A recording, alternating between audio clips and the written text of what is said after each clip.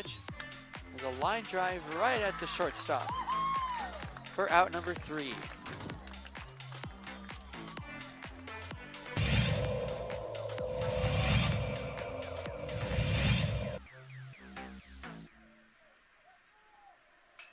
Apodaca ripped to left field.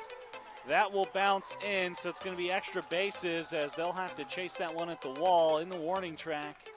Flipped up, there's no play at home. So it's an RBI double for Andrew Apodaca.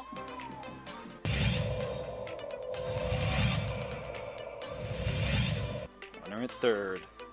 High leverage spot. Can Chavez keep the tie? No, that's going to be cracked into left field. It's a base hit as Love puts the Sandia Matadors ahead for the first time today.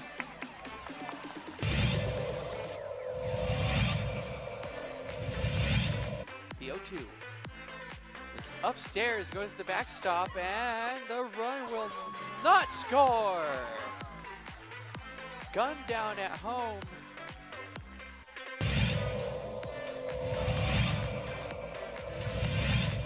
Chavez rocks and fires. Ahmed, that's going to be an RBI for Ahmed as that one right through the gap in right center. Petrie will scoop that one, and it's looking like a triple as Ahmed plugs into third base, and what a way to score that run for the Matadors. Coach Romero barking out his orders there to his players. He's been around the game for a long time. Nice shot to center field. That'll bring runners in. Just like that, LaCueva will bring 3 runners in to go up 3-0. Runner advances to third.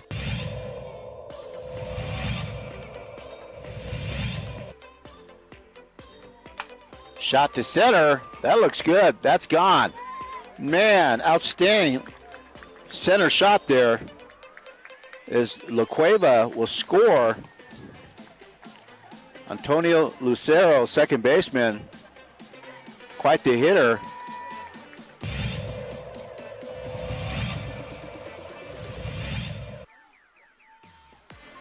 Shot to third, and good catch, and she gets the out. Outstanding play by Trinity Bazan. Nice bright spot.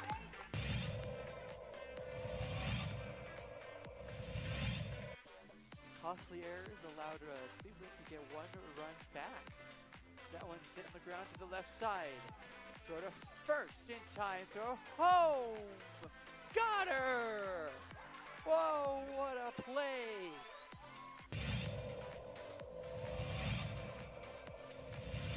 Next door or something. Not sure, but they came out here, and Ellison cracks an RBI out to left field. That's where you got to do it. 1 run, 2 run, and this game could very well be over. It's a play at the plate. It's sliding, and that will do it. The Rams walk off the LaCueva Bears. It's a 3-run batted in shot.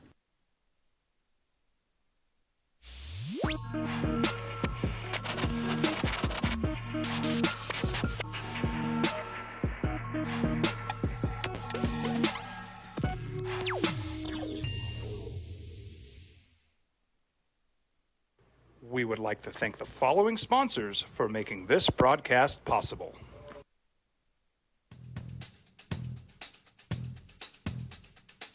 International Protective Services is a proud supporter of ProView Sports and New Mexico Youth Athletics. IPS provides residential and commercial security services in the Albuquerque metro area. For more info, please call 505-897-2420 or visit internationalprotectiveservice.com. These are more than just a sound. It's 7 a.m. Time for the opening drive. Voted the best sports show in New Mexico for 5 years running. It's the OD and the AM with Jeff Symbieta, A. Marie Castillo, and JJ Bob. Well, there might not have been drama on the court, but the NBA would not let a night go by without any drama. The games, sometimes it happens. A couple blowouts, the Suns bouncing back at home. Not a lot of great things to watch on the court, but the NBA was like, hold up.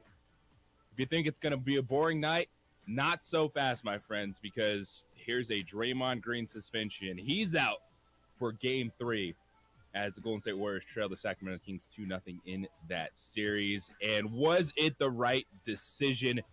And how should Draymond Green and the Warriors feel? History. That's what they're pointing out. What it do, everyone? Welcome in to the opening drive here on 95.9 FM, AM 610, The Sports Animal. JJ Buck, Amory, and yes, maintaining his eligibility at the Albuquerque Journal while joining us this morning. It is the one and only Jeff Grammer. Good morning, sir. How's it going? Going good, man. How are you? It's pretty good. As I told you when I got here, actually on time for a change when I come in here. I still find it remarkable that you guys are able 5 days a week to be in here ready to go by 7 a.m. As a sports writer. 7 a.m. doesn't happen a whole lot for me. It's a different world when you look at sports writers, TV people, and then the role that kind of radio people fall into. Yeah. It's a clash of two worlds. It is. I get texts, my phone sometimes, depending on either, if it's in season or what's going on news-wise, I'll start getting texts sometimes about 6 a.m. on my phone, sometimes 7 a.m. And, sometimes I'll respond to them right away. Sometimes I won't. But it's just the rest of the world has a whole different schedule than, like, the sports media world. And that's fine. I mean, I'm not asking for any sympathy. It's just we have a different schedule. I know a lot of times after games I cover and stuff like that, people are like, hey, let's go have a drink. Let's go have some dinner. Let's do something. I'm like, well, no, actually right after the game for me anyway, right after the game's when I start working. Got a deadline. Yeah, I got a deadline. I got to go write a story. Got to empty the notebook. I got to empty the notebook, So, yeah, my world's a little different schedule-wise than a lot of people. But anyway, this is fun, man, and getting to talk about sports and getting paid to watch and talk about sports. Can't complain too much. Well, I always appreciate you coming in. It's a lot of fun.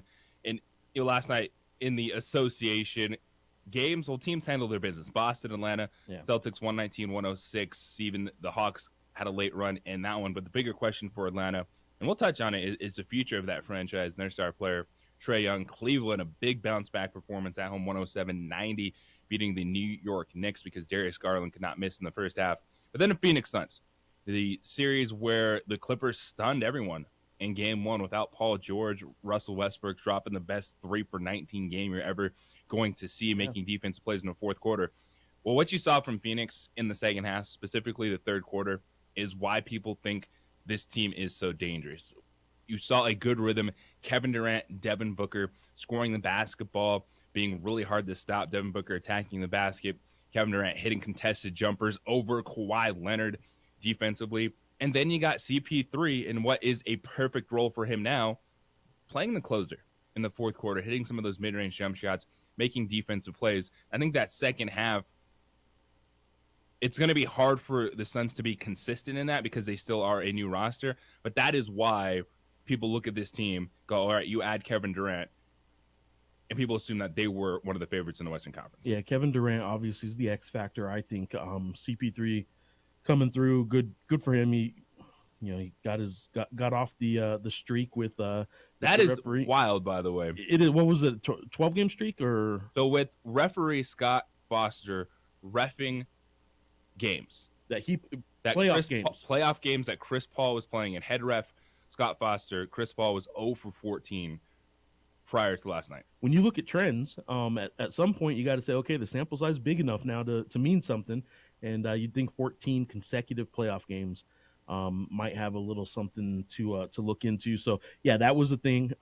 He finally gets a win in a game that Scott Foster officiated. So that's an interesting storyline for maybe a whole different element of people that follow sports. There are bettors who follow such things and probably made a whole lot of money in that 14-game stretch.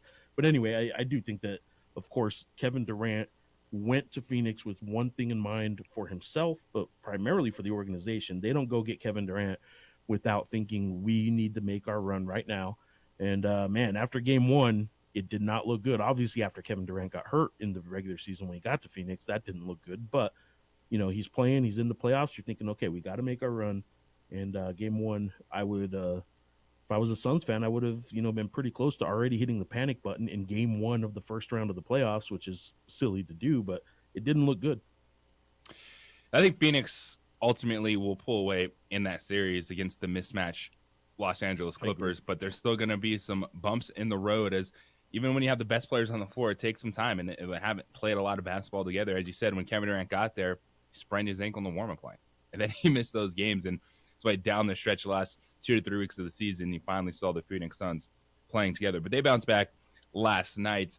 The drama, well, that was from the NBA, as Draymond Green was suspended for Game 3, and in the release, the NBA cited that the suspension was based in part to his history of unsportsmanlike conduct. And as the day went on yesterday, I pretty much settled on the fact that I didn't think Draymond Green was going to be suspended.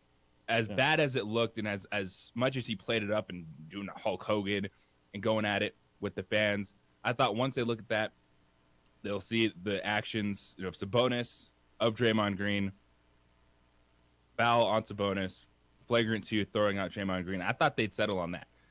So I was a bit surprised that they may come down with a suspension, but you know what? I ain't sad. Yeah. Like, this is Draymond, like, look at yourself, man. Everyone talks about 3 strikes, you're out. Well, you have more than 3 strikes, buddy. Every postseason. Drama Green.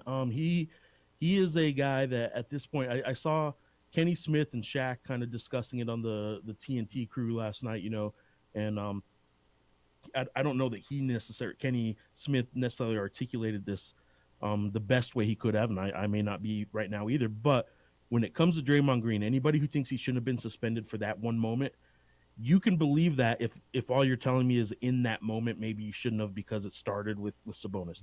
But there's absolutely a reason that, repeat drunk drivers and repeat offenders in the legal world and kids in school that have a history of something, the benefit of the doubt's a real thing. And when you have a history of doing this and something looks bad and you never had a prior offense, okay, maybe that's one thing. But with Draymond Green, he doesn't get the benefit of the doubt anymore. If it looks bad, you kind of lean towards the side of, he meant to do exactly what he did. And of course he did. Like you can see, he certainly didn't mean to not do what he did. Maybe he didn't mean to hurt him. Maybe, all that how hurt was Sabonis. Right, and how hurt was he? All that kind of stuff is those are all fair questions. But what Draymond Green did was not an act of somebody not trying to do a non-basketball play in that moment. And the Warriors, they know what they get with Draymond Green. It's still frustrating. You saw the look of Steph Curry in the moment. Like, they didn't need Draymond to be that in that game. Like, They just needed him on the floor because you know what? The Warriors are better with Draymond Green playing basketball, but it's what you get. Draymond Green has fouled out of 12 playoff games in his career. You recall, Steven Adams, the groin kick, when he got the flagrant 1 at the end of the 2016 NBA Finals Game 4 for hitting LeBron James and then got suspended because that was his third flagrant in the postseason. And that's one that's been cited too. Like, if you want to look to how your actions might affect your team, that a lot of people still think may have been the turning point and cost them an NBA championship. That's why you don't do stuff like this. Maybe in the moment of game 2 of a first round playoff series, you don't think it's that big a deal. It's the Kings, it's Sabonis. Sabonis started it, all that stuff. But that exactly is why you can't have this he started it mentality when you're a grown man playing a multi-million-dollar sport. There are people that rely on you too. It's not just about yourself. It's your teammates, it's your whole franchise that relies on you. And you can't get over that moment right then to stomp on a guy's chest. Come on, man. Did the NBA get it right in suspending Draymond Green? Because now the Warriors, they're in trouble, man. This is a series you have to start looking at or putting up the warning signs. They're down 2-0. They got beat in the clutch by the way, the clutch player of the year in the NBA, De'Aaron Fox. We'll tell you about that one and what that all means. They got beat in the fourth quarter. They didn't make the plays down the stretch. And without Draymond Green, this team has a losing record. Not only, let me throw in one more little nugget for the Kings. For those that don't know, some do, being coached by Albuquerque resident Mike Brown. Oh. He does have a home here. He is married to a New Mexico woman that he met here during Elijah Brown's time as a UNM Lobo and has a home here in Albuquerque. So if you needed a rooting interest for something in a game or a series that you didn't have, Mike Brown is Albuquerque resident Mike Brown. Albuquerque resident Mike Brown. Of course, the Maloofs go back there. There's still some of those connections to the Sacramento Kings. 505-246-0610 is the 377 Brewery hotline and Sports Animal text line. This morning, you can always find us on the social media, at part-time-bro _JJ Buck, at Jeff Grammer. But also hit us up at 610 KNML is the station Twitter handle, and on the gram, Facebook OD in the AM. You can watch us on ProView Networks this morning. And JJ at sportsanimalabq.com, because I know a lot of you like to use the email, and you're probably blowing up Jeff Symbieta. If you haven't noticed, he's not reading your emails this week. He's on vacation. So he'll read them on Friday. So coming up next, what the deuce?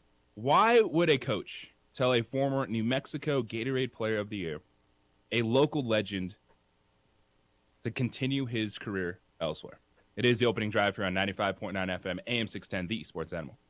Wrestling fans, feel the podcast heat.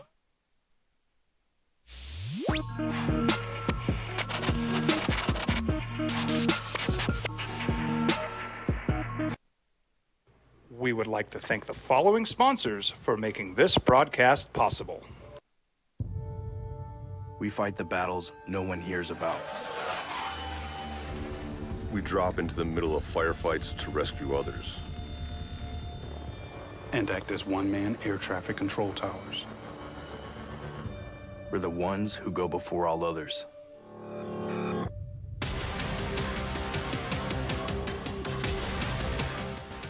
U.S. Air Force Special Warfare are proud supporters of ProView Sports.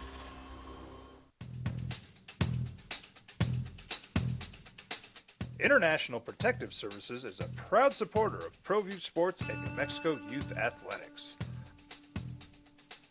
IPS provides residential and commercial security services in the Albuquerque metro area. For more info, please call 505-897-2420 or visit internationalprotectiveservice.com. Check it out. What is it? It's a time machine, bro. I could jump into the future, get my paycheck early. I already get my paycheck early at US Eagle.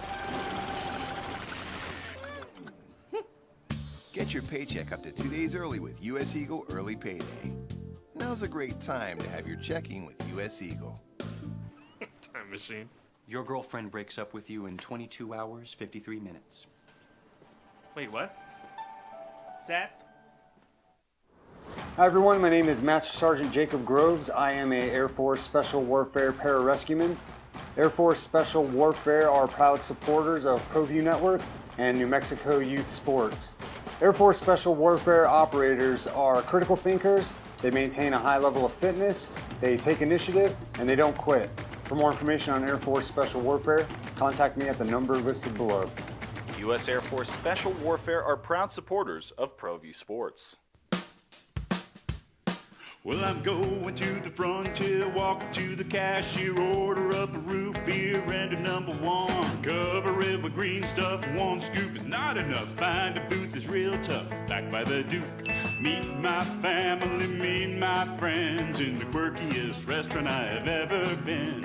All of Albuquerque's favorite spot, it's the Frontier Restaurant. The Frontier Restaurant is a proud supporter of ProView Networks. These are more than just the sounds of a safe place to go after school. These are the sounds of interest being ignited and of mentors making an impact. At Boys and Girls Clubs, we don't do just one thing. We do whatever it takes to meet the needs of every kid who comes through those doors. Because whatever it takes is what it takes to build great futures. Great futures start here. Sometimes it's the small things that make life easier, like never worrying about being declined at an ATM when only cash will do. With You're Covered from US Eagle, we'll cover you, even if the money's not there. That's a good feeling. And we do it with no extra fees or penalties. It's called trust, and we think that's important, especially if we're asking you to trust us. At US Eagle, that's just part of what it means when we say people mean more. We fight the battles no one hears about. We drop into the middle of firefights to rescue others. And act as one-man air traffic control towers. We're the ones who go before all others.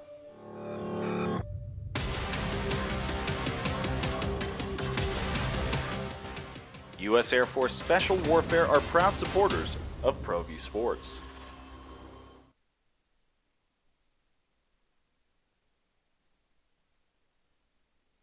We would like to thank the following sponsors for making this broadcast possible. As a mom, I try to make the best choices for my family and our health. That's why I choose Western Sky Community Care. It's a Medicaid plan with quality health coverage and special benefits like boys and... We could have him on more than one segment, but I think it's a good idea. Sticking Balls, the baseball take of the week from Stigatron.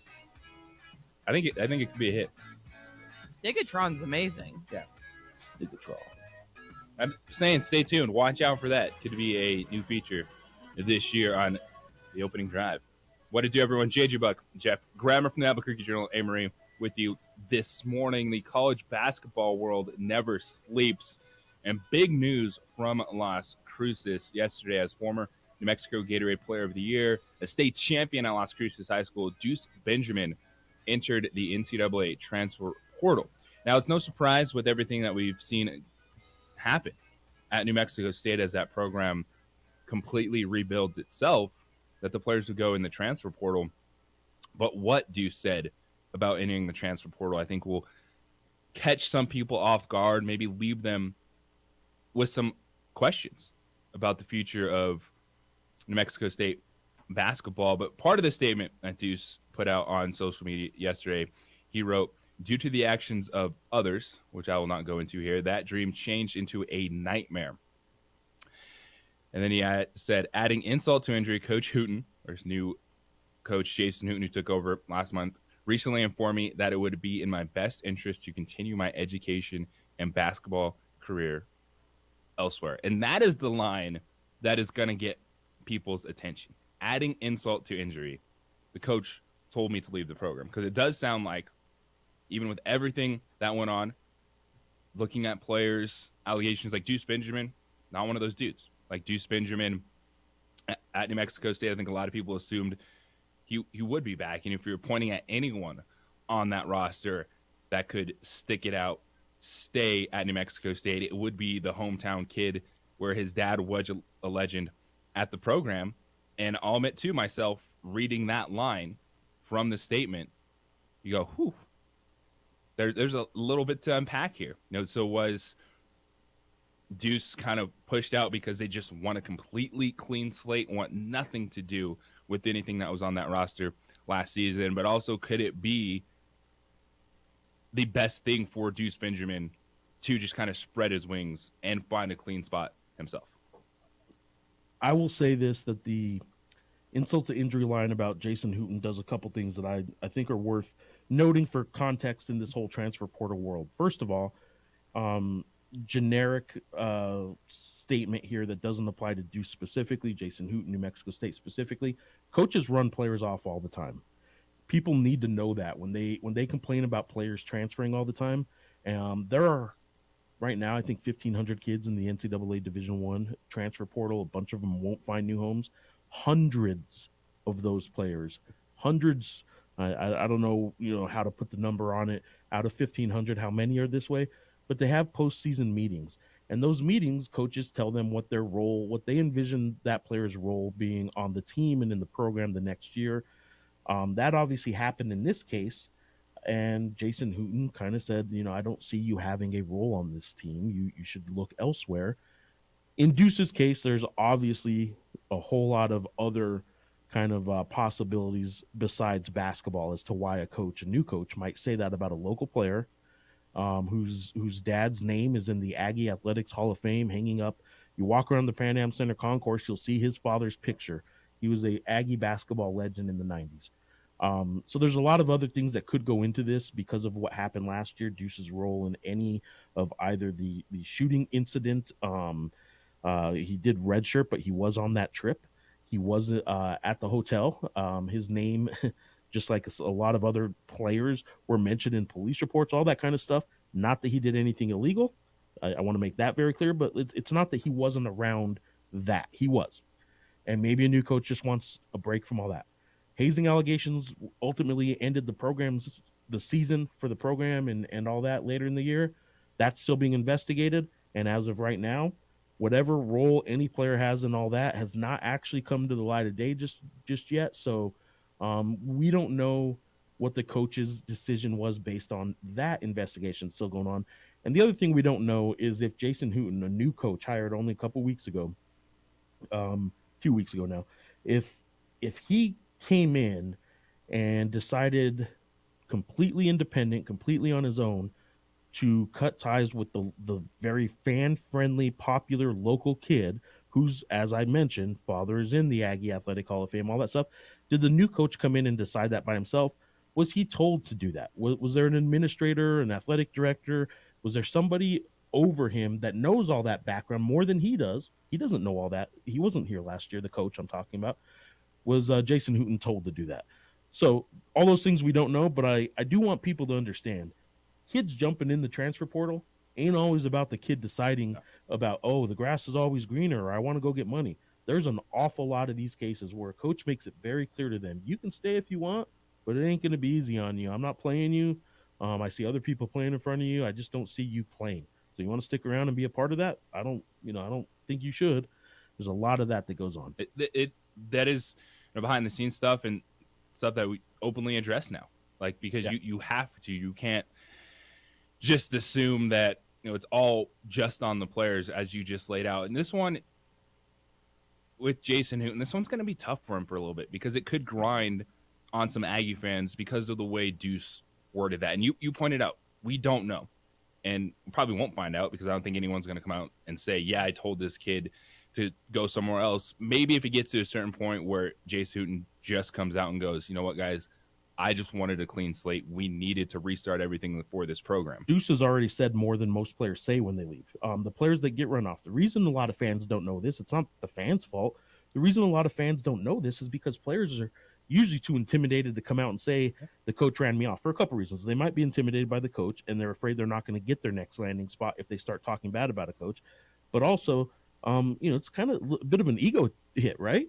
For a coach to come in and tell you, like, you're not going to be playing here next year. You don't want to go public and tell the world, I was just told I probably won't be getting playing time next year. So players usually don't say as much as Deuce has already said. I'll give him credit for that in as much as any player in this world, especially this current world of player rights kind of being, they have more rights today than they had 10 years ago, or at any point in college basketball history. They have more movement, freedom of movement. They have NIL rights now, all that kind of stuff.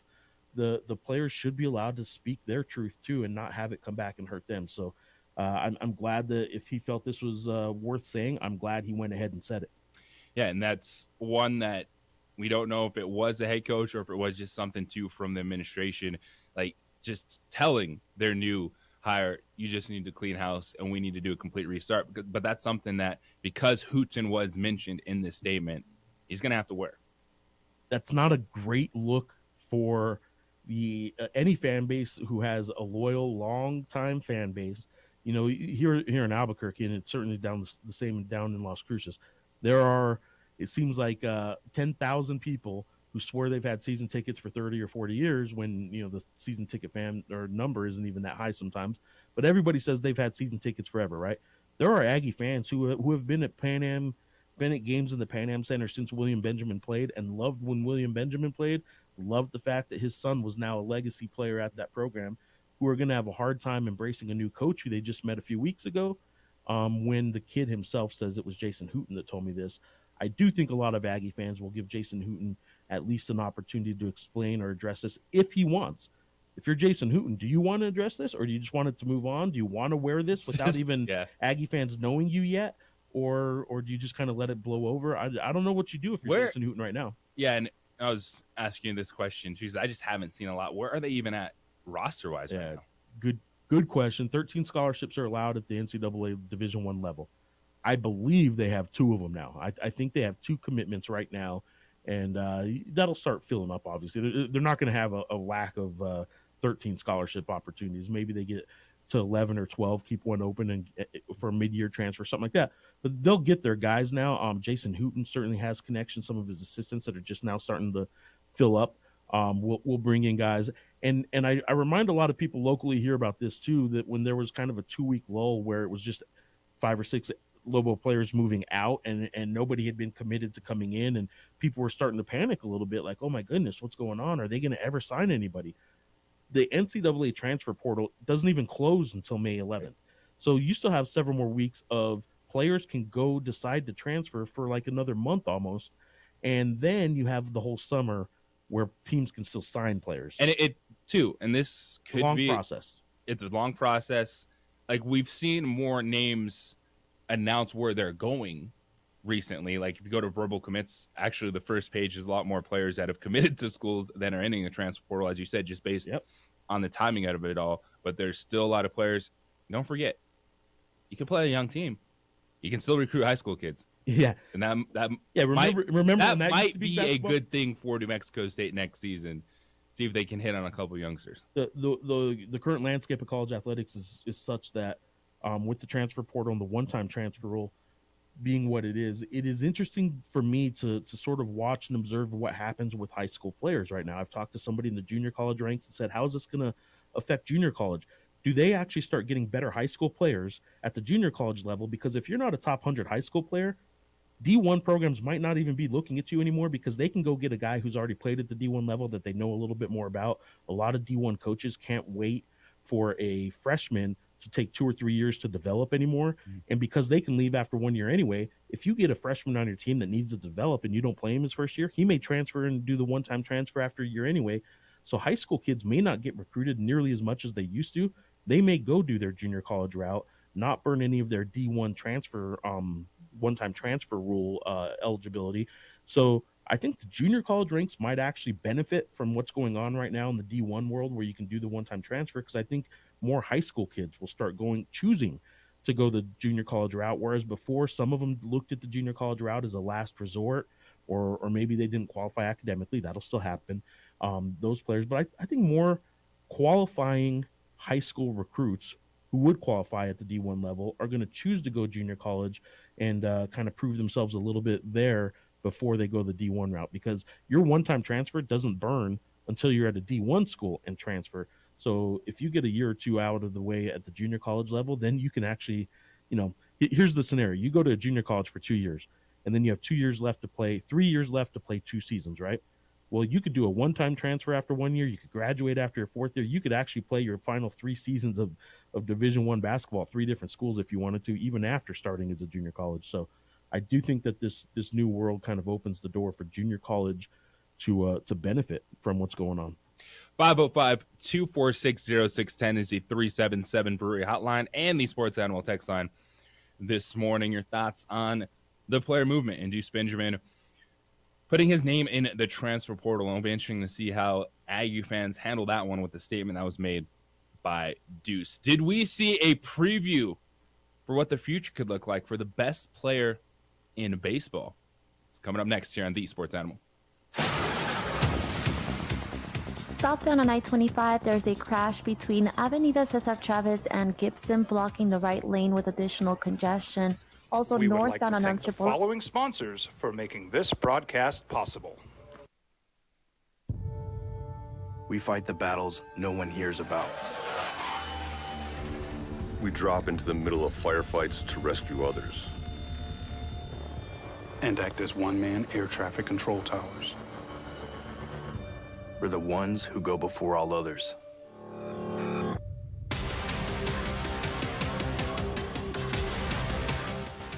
U.S. Air Force Special Warfare are proud supporters of ProView Sports.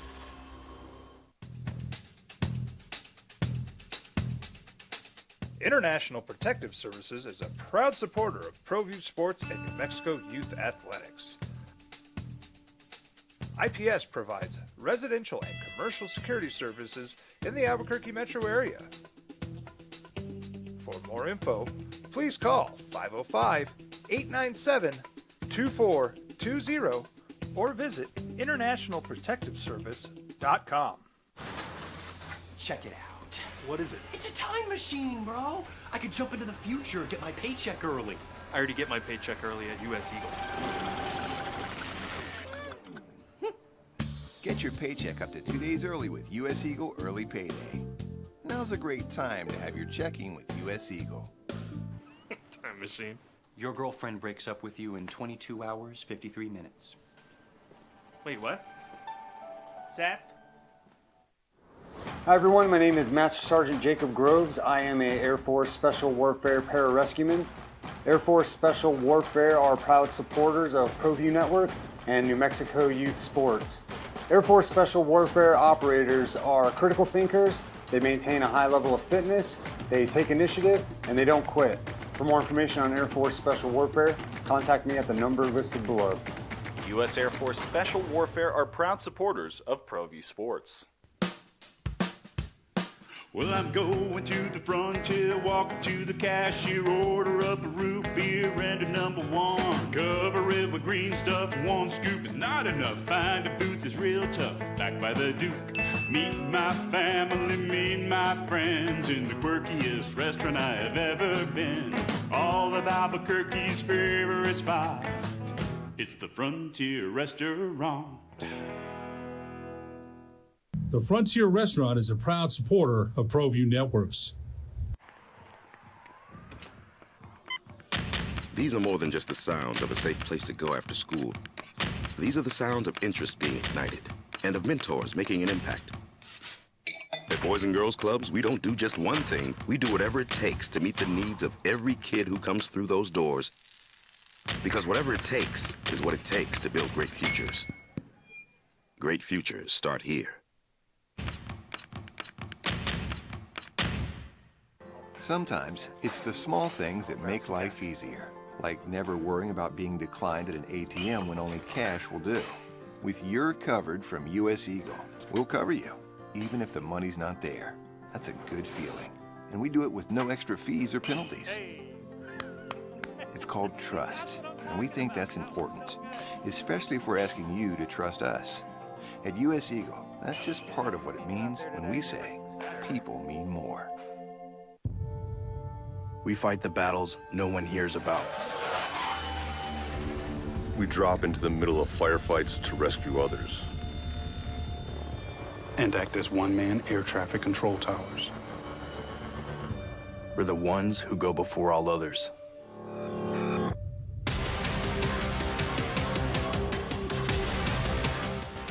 U.S. Air Force Special Warfare are proud supporters of ProView Sports.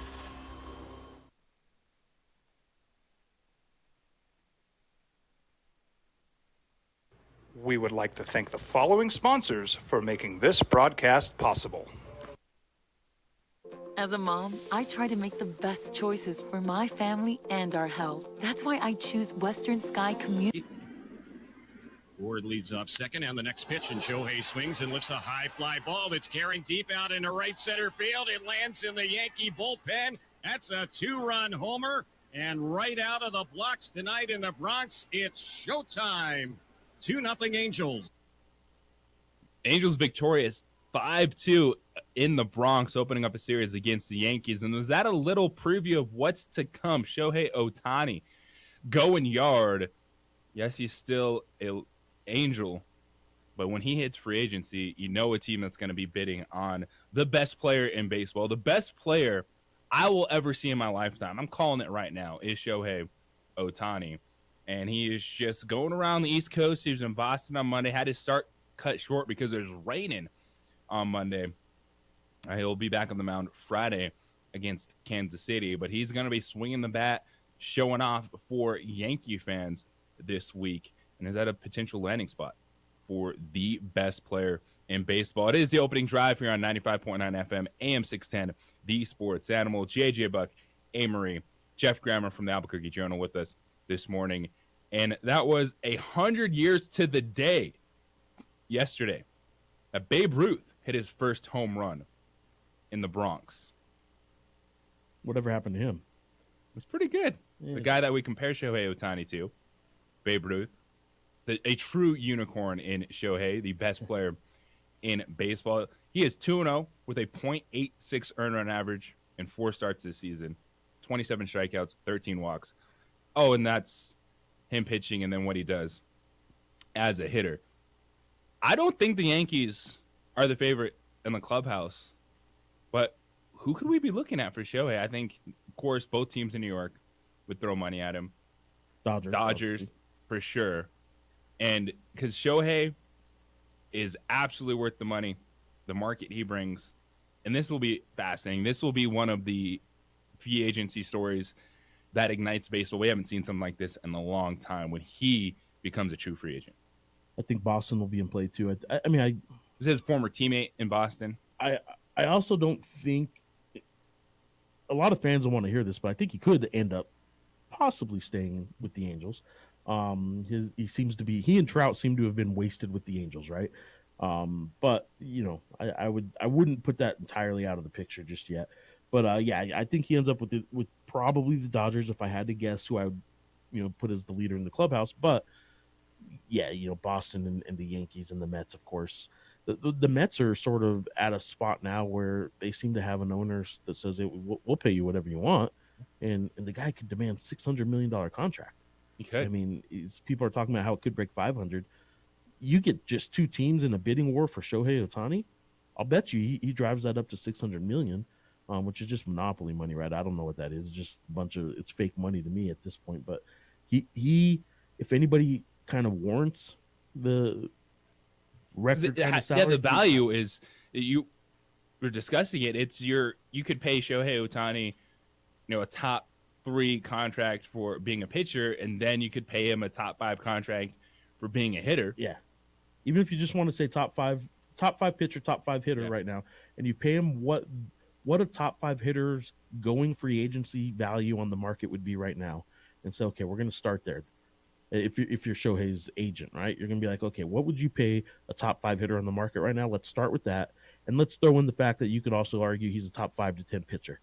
However you want to argue, whatever place on that pecking order you want to argue, then let's add that to what you were going to give him as a hitter. And even if you don't want to just take those 2 numbers whole and give him a little bit of a discount because of combining the positions, whatever, I just think he can command or demand more money, obviously, than anybody. But if you're actually writing the check and signing the check, has there ever been a baseball player? I shouldn't say ever. Is there been a baseball player in any kind of recent memory in our era that could potentially be worth it, though, in terms of the global impact, the jersey sales, the effect on the team?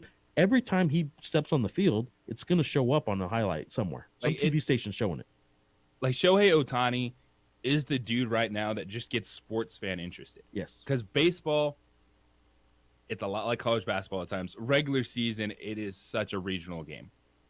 And that's the thing with baseball. If you have a team in your town, or if you grew up a fan of the Cubs, the Dodgers, whatever it may be, you're locked in. But in terms of the national storylines, it's few and far between. That's not the case with Shohei Ohtani. He's a guy, too, that I think obviously makes your team better. But man, he hasn't done anything yet that in basketball, LeBron James certainly has a you love him or hate him sort of thing. Some people love to hate LeBron James, right? But there's an attraction to that you're still putting your eyes on the TV set when he's on, right? Shohei, to this point, is still, because maybe it's the Angels. Yeah, they haven't been beating people. Would it be different if Shohei Ohtani's walking out there in the Yankee pinstripes? People would hate him. So he hasn't yet gotten the whole hate Shohei Ohtani kind of thing, which actually is only going to build his brand value in a way. Where's the last like great? There's a couple that we could have in this conversation. Great player that fans don't hate. Yeah, Shohei Ohtani. Well, in 2023, I can tell you it's not allowed. Everyone has to be hated some, right? Giannis, the dad jokes. Yeah. Is he? No one hates Giannis. Yeah, a couple. It's a rare territory to be an elite player, like someone that we can call a superstar, and everyone likes you. Well, when Giannis becomes a Laker, people hate him like Shohei Ohtani's becoming a Yankee. I mean, it could happen, but it might take that, right? Like, how else are you going to end up hating Shohei Ohtani unless he goes to the Dodgers or Yankees, And a lot of Dodger fans don't understand that, but they're becoming that team because of the money they're spending. where if you become a Dodger, some people are just going to automatically hate you. But yeah, Giannis, Shohei Ohtani, who else is a player that it's just really hard that Patrick Mahomes, maybe? Yeah. I think there's probably a lot of dislikes because of how he's beaten. That one, Steph Curry. I think the NFL, fans are more rooted in their fandom, where there's less crossover acceptance. We should put the context in that the Bronco fan talking about Patrick Mahomes hate is probably there's something there, right? It's hard to like. you do love watching Patrick Mahomes. Yeah, no, I'm saying he's like hard to just like. But I think for a lot of people, like if we're talking NFL fandom, like that's much more rooted. You might be more open to accepting like an NBA star player, someone in baseball. Yeah, it's hard to find. That'd be a good list. I mean, that is a good list. Five sports figures that nobody can really hate. Steph that Curry, guy. Ken Griffey Jr. Griffey's a guy that I don't think a lot of people hated. There might have been some people that said, maybe he's not. But like, I don't think anybody hated Griffey. Where would Steph be on that list? I feel like Steph. Oh man. And the longer it's harder, the longer you're playing. We only have two guys for sure that we know are superstars, Shohei and Giannis. That there's not a disdain for. After that, there's at least questions, buddy. right? Yeah, there's at least questions as to somebody hates everybody, right?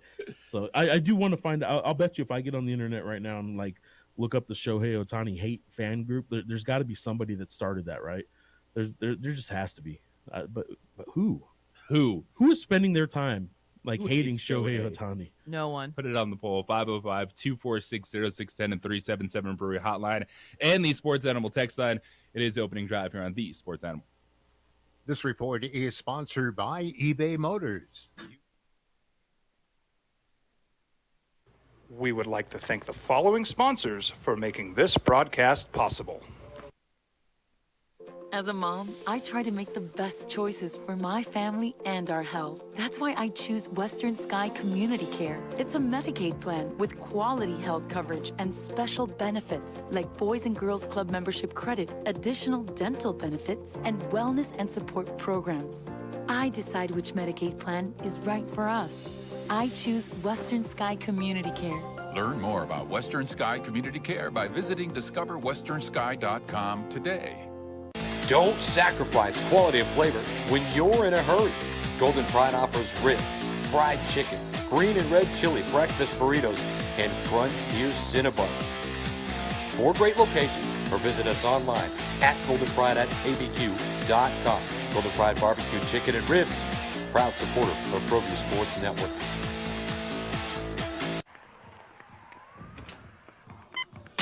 These are more than just the sounds of a safe place to go after school.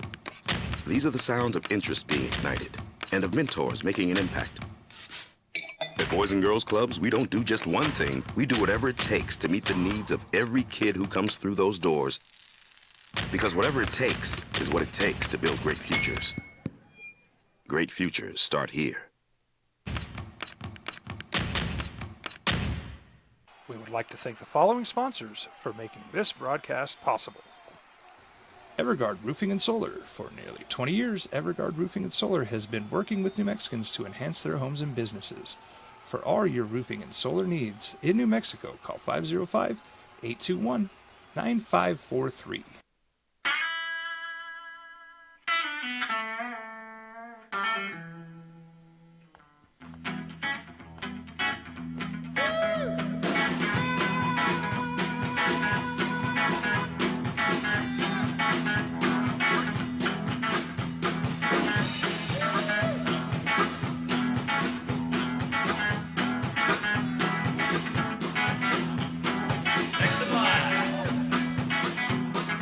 Rudy's is a proud supporter of ProView Networks. Check it out. What is it? It's a time machine, bro. I could jump into the future, get my paycheck early. I already get my paycheck early at US Eagle. Get your paycheck up to 2 days early with US Eagle Early Payday. Now's a great time to have your checking with US Eagle. Time machine. Your girlfriend breaks up with you in 22 hours, 53 minutes. Wait, what? Seth?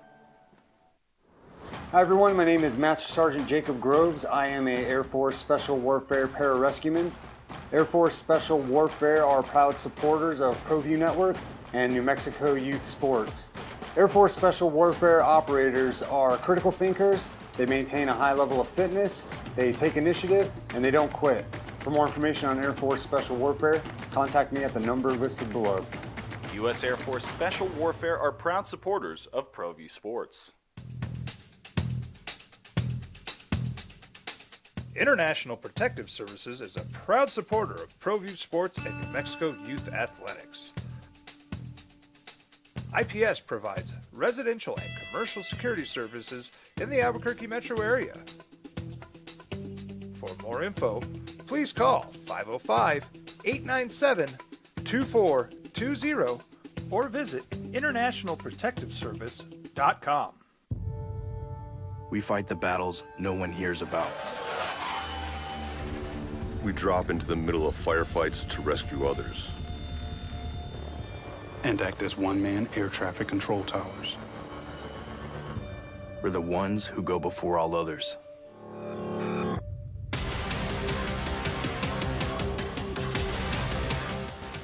U.S. Air Force Special Warfare are proud supporters of ProView Sports.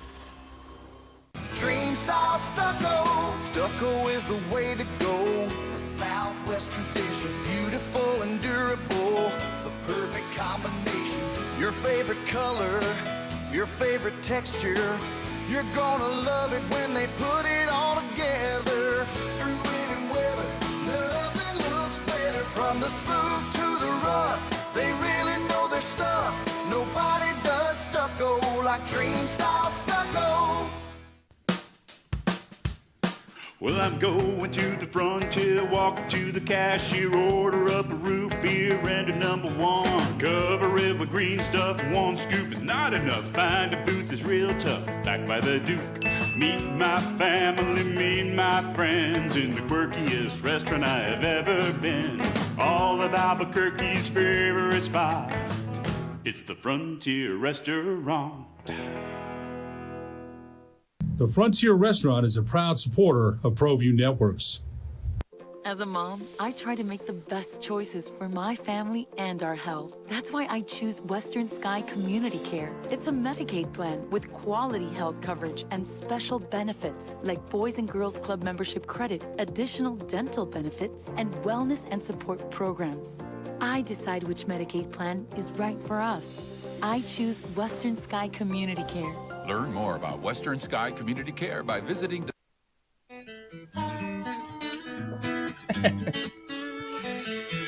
So things are changing. Maybe some of your listening habits. You might catch some of you at different times now. Tune in the opening drive because you got to take your kids to school at a different time. Big changes. Albuquerque Public Schools announced on Monday a new student schedule for the 13 major high schools, seeing the end of the day would come about 3:40 starting next year. And of course, there's impact into the sports schedule, the extracurricular activity schedule. It's a big thing to change the timing of when you're taking your kids to school. And it could have an effect on athletics, but is it going to have a major effect on APS athletics? It's more just you got to adjust your day accordingly. If you're the parent that has the opportunity to continue to take their kids to school, figuring out bus schedules, figuring out who's going to be home, it ain't easy. I know it. You're a parent of a teenager and a toddler. I got myself a 4-year-old. Like, this is a big life change for a lot of people. I'll tell you who it's a big life change for, especially somebody who has a 3-year-old and a 13-year-old. Yeah. So I'm going to have next year, I mean, the 3-year-old's 2 years away from starting like a kindergarten type class. But when you have very dramatic and drastic changes between like the elementary school and the middle school and the high school schedules, and you have a kid that's going to be in the two extremes or whatever, like, man, I'm not looking forward to those 9 o'clock late night Lobo basketball games where I stay up till 3-4 in the morning, finishing emptying the notebook or whatever, and then have to get my 3-year-old by the time she's in APS, so she'll be 5. But like having to get up and get her to school by 7:30. Like it's going to be rough because then I come home and get the high school kid ready for whatever she's got to go to. So yeah, it's a big change. It's not what a lot of other cities aren't going through. I do want to remind some people of that. Like change in Albuquerque is shocking. It is, and it's not unlike what a lot of people are doing, and that includes the sports world where, look, in Colorado they have 4 p.m. release in some places there, and they're still doing sports. They manage figure it out on the calendar for your fall sports. You'll I just figure it want to know, why did no one care about my sleep as a high schooler? Man, why did no one care about what Kids we are did so in the morning? spoiled these days. I love the I had fact to wake up, go to school 7 in the morning. they shouldn't allow of like whatever your first period class in the high school level is. They shouldn't allow it to be anything but like the easiest electives. Like no Englishes, maths, algebras, nothing like that should be first period because like no high school age kid is like really on top of their game at 7:30 in the morning. In fact, I probably wasn't on top of my academic game until about I guess you could question if I ever After was. lunch? Yeah, I mean, but definitely not till like 10, 11 a.m. After right? I got my breadsticks and Mountain Dew. Exactly, and ate the gold bars at lunch or whatever. Yeah, so I'm When did glad you that go they're into high school? What? Were you guys like we were like 7:30? I think I sleep. No, you know what's crazy? I did a DECA, and I always did like 0 hour. I was crazy. I never wanted to do 0 hour. I know. I have an 8th grader in 0 That's how you end hour. up like me. Yeah. Oh, yeah. Just doing this. But stuck on the radio. I think it should definitely. I agree with you, Grammar, that it should be like electives. I'm saying I'm not. That's all important, but then like English, math, science, and then they should go to gym to work out, and then send them home. You should figure out a way right now. All high school kids should figure out a way to pretty much just find 1 hour a day that has couches and see how many of them go in there and sleep. None of them would actually. Once you get to school, you're awake. But yeah, I slept so through my funny. I slept through my first hour class so many times. Really? Probably not actual sleep, but like dozing You off. find your way. You know, it's like how you sit. Yeah. Like where you put your head. I would never. In What you trying to college, I do. definitely did. If I even made it to my first, if I even made it to my first class at all, I went to New Mexico State. So just so you know, there's a reason. No, you went to Mexico State. I did. I don't know if you know that or not. Wait, I didn't know that. Yeah, I'm the Aggie What do covering you- the Lobos. If I even made it to my, I'll just say if I made it to my first period class, you know, the over under was an easy bet that I'd hit the under, and if I did though, I perfected the be able to keep your head straight up without it falling over while you doze off. That's why I have no neck now, is because it's like basically the muscles in my neck got so strong holding it up while I slept during my first class in college, and there's a reason a lot of people go to school for 7 years, you know. Yeah, in the long plan, you're not just in the transfer portal. Right. I didn't go to school for 7 years, but it wasn't 4 either. I'll tell you that. Kids these days got it easy. Get to sleep in. We're worried about you actually performing well in school, getting enough sleep, nutrition. Who would have thought? Parents these days, I'll tell you. Parents. My mom must have had it so easy with me. I know she's not listening, so I can get away with No. saying that. Otherwise, it's And speaking of that, you have both dynamics. You've been there. You have a teenager, a toddler. Oh my Everyone, no, the 3 and 13. That's the terrible weirdest split. terrible I'm taking care of a twos. 13-year-old too. Was it the what is there the name for the like 3? I don't know. It's a fearsome force. Yeah. My son right now, like he's strong-willed. You know, got to kind of chisel at that. Appreciate so his personality, but we're at the point. It's like fighting Moff Gideon stormtroopers every day. Yeah. You're like, why is this causing a problem? Because you No one, forget, no one they're told. so smart, you forget their age. No one told me that it was 4. Yeah. They're like, oh, watch out for 2, 3. No, 4 is like a sledgehammer. My older kid never was bad until about 12 or 13 right now. And then the 3-year-old now, she's been bad from about 2, and I'll bet you it doesn't slow down till 25. Fun stuff. Parents, enjoy that new high school schedule. Kids, I'm envious. You get to sleep in. They actually care about your performance, which Some is kids, great. yeah. It is important. But man, am I jealous. It's the opening drive. 505-246-0610 is the 377 Brewery hotline. That is the Sports Animal text line. What's up in San Francisco? Why are there more leaks regarding Trey Lance? Is someone actually going to trade for him? And the next Deebo Samuel is coming up on the Sports Animal.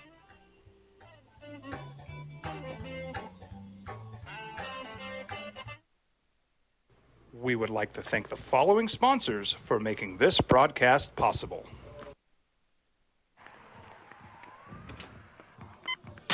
These are more than just the sounds of a safe place to go after school.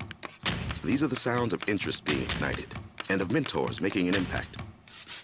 At Boys and Girls Clubs, we don't do just one thing. We do whatever it takes to meet the needs of every kid who comes through those doors. Because whatever it takes is what it takes to build great futures. Great futures start here. Don't sacrifice quality of flavor when you're in a hurry. Golden Pride offers ribs, fried chicken, green and red chili breakfast burritos, and Frontier Cinnabons. 4 great locations, or visit us online at goldenpride@abq.com.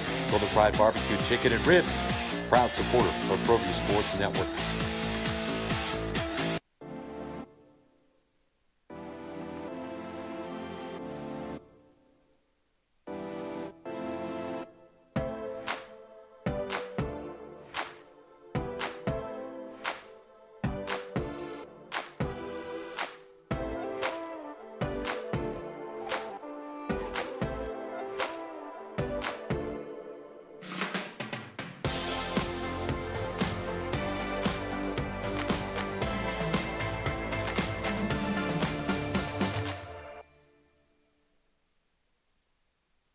We would like to thank the following sponsors for making this broadcast possible. For your business or your home, Valley Fence stands alone. We're #1 in New Mexico for a reason. It's the best fence you can own. Proudly serving New Mexico for over 50 years. At Valley Fence, the difference is clear. No fence too big, too small, or difficult. We handle them all at Valley Fence Company. Check it out. What is it? It's a time machine, bro. I could jump into the future, get my paycheck early. I already get my paycheck early at US Eagle. Get your paycheck up to 2 days early with US Eagle Early Payday. Now's a great time to have your checking with US Eagle. Time machine. Your girlfriend breaks up with you in 22 hours, 53 minutes. Wait, what? Seth?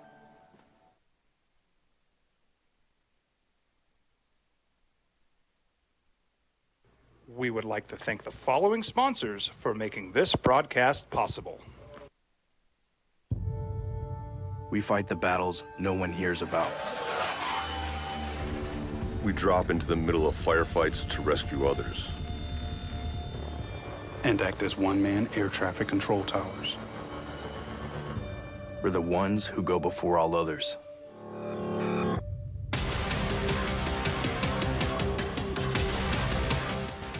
U.S. Air Force Special Warfare are proud supporters of ProView Sports.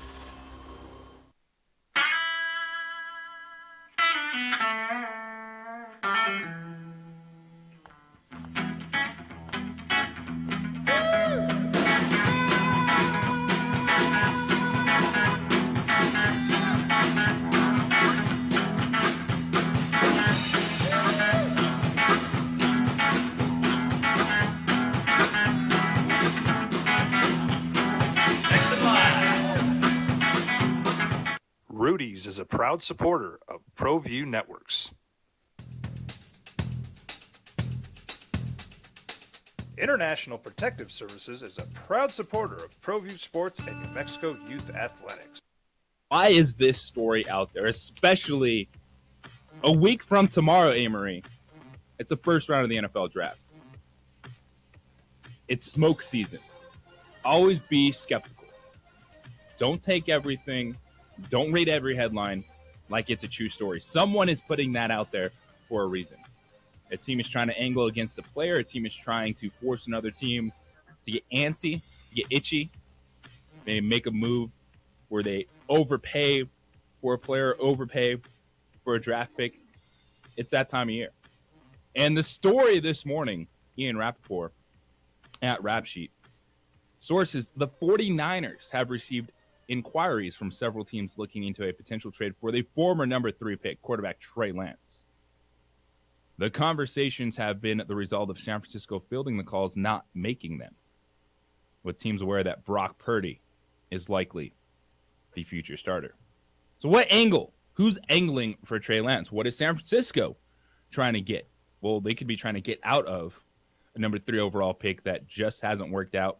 They could just not see the belief. I know he's coming off a major ankle injury, which is unfortunate. Get rid of him. But the 49ers bleep them quarterbacks. That's their strategy. And maybe that's a way teams should go. And what am I talking about by bleep them quarterbacks? Well, it is invest in your entire roster, put the best team out there that you can, and see if you can get, an average level NFL starter and go. The common kind of, I think most people agree that in the NFL, if you have a good quarterback, you can be in contention. Yeah. And without a good quarterback, you're probably not going to be. And the 49ers, for the first time, really not just last year, the past few years, when they've had some really good teams because they've been so good roster-wise everywhere else, maybe they're the breaking the mold a little bit from that. I would tend to agree, though. In general, you better still have a pretty good quarterback. But if you can do roster management wise what the 49ers have, and you don't want to invest in that quarterback, like good for you. That said, to your first question, the hypotheticals, like who's putting this story out there that teams are interested in Trey Lance? That means if any team's moderately interested in Trey Lance and they read a story that, some other teams are interested too, then you start thinking, maybe I need to move that third round pick offer up to like a second round draft pick. How much do you think that really works, though? About JJ Buck-Amory, Jeff Grammer, Albuquerque Journal with you here on the opening draft, because we always hear these narratives in sport. Like, oh, this person just said that. It ruined the trade value. Or why would you come out and say this person is available? Why are you doing that? Are there really any secrets? Like in NFL teams, are they really like sitting there in War Room X and they see a tweet and then they start going, oh my gosh, we gotta up our offer? Like, I really wonder how much of that is just kind of what we do talking about it and assuming versus what the insiders on these teams actually know. I think it comes down to how smart and how confident your front office is, or at the college level, the athletic directors and administrators and all them are, and how aware they smart. and how aware they all are of the agents, because it's the agents that are planting stories, and saying, look, my client, I can tell you right now, this team, like, they're interested. And, you think that only comes down to draft picks or free agency and stuff like that. Well, it doesn't. It comes to situations like this, too, where Trey Lance isn't a free agent, but I guarantee you his agent probably has a little something to do with the fact that he's trying to drum up some support. He wants his client to play somewhere, too, because if Trey Lance never actually gets on the field, guess what his next contract is going to be? He'll get a second contract as a number 3 overall pick. He'll get a second contract somewhere, but he's getting backup money. You, at least as his agent, want him on the field somewhere to see if you can get some starter money for him, right? Well, his agent right now is probably kind of planting some stories out there. I think the 49ers probably are planting some stories out there to get some other teams interested. But yeah, you always got to ask, anytime you hear a story that starts with sources and it comes to a player being moved, just understand the sources, what their motivation for planting that story in the media is. There's a couple that have me scratch my head. What with Trey Lance? Okay, so the craziest thing about the 49ers is they have the roster, and it's just Trey Lance is too unknown because we didn't get to see what he can do. He might be great. But I don't know if you want to take that risk with the roster you have, because this roster is only there's a small window that you're gonna have the best defense in the league, in my opinion, the offensive weapons, and also, and Grammer, I know you're a 49ers fan, so sorry to bring this up. I hate when people do this, but look at the NFC Championship this year. They went through all their quarterbacks. Christian McCaffrey was almost their quarterback. Yeah, that was worse. They were about to go to the Super Bowl with very young talent. So at quarterback, they have the squad. They were pretty much. So it's just a bizarre situation. It's a lot of unknown, and I don't think you take a risk like like how we're looking at the draft next week with CJ Stroud and Will Levis and all these guys. This is just like, I don't want to take a risk on Trey Lance. I want to trade him because I have this Super Bowl winning roster. Where your risk is then having Sam Darnold be your starting quarterback if Brock Purdy's not ready. I still because there's an unknown timetable on Brock Purdy. So do you have a guy Lamar that- Jackson. you have and Trey Lance was in a situation that they were handing him the keys, and then he breaks his ankle. They made that decision. And they were last year, forced into a corner. They had to play Brock Purdy because they didn't have another option. And that's why Jimmy Garoppolo is no longer the starting quarterback of the 49ers. It's just availability. I think San Francisco, if they could, they would have just kept rolling with Jimmy. But they tried to find a higher ceiling player. It didn't work out. They had to go back and call Jimmy Garoppolo like, hey, man, can you come on back and be our quarterback? He gets hurt again. And then you're just like, this is why we can't commit to you long term. I think the 49ers, well, I think the quarterback position makes or breaks so many NFL teams. I get that. And that's why it's fun. But by the way, I don't even remember the NFC Championship game. It didn't really happen, I don't think. But anyway, the 49ers, I think, are kind of maybe to a spot now where I know I'm a fan, but like I'm so happy with the way they've built this roster where they don't have to rely on that quarterback so much.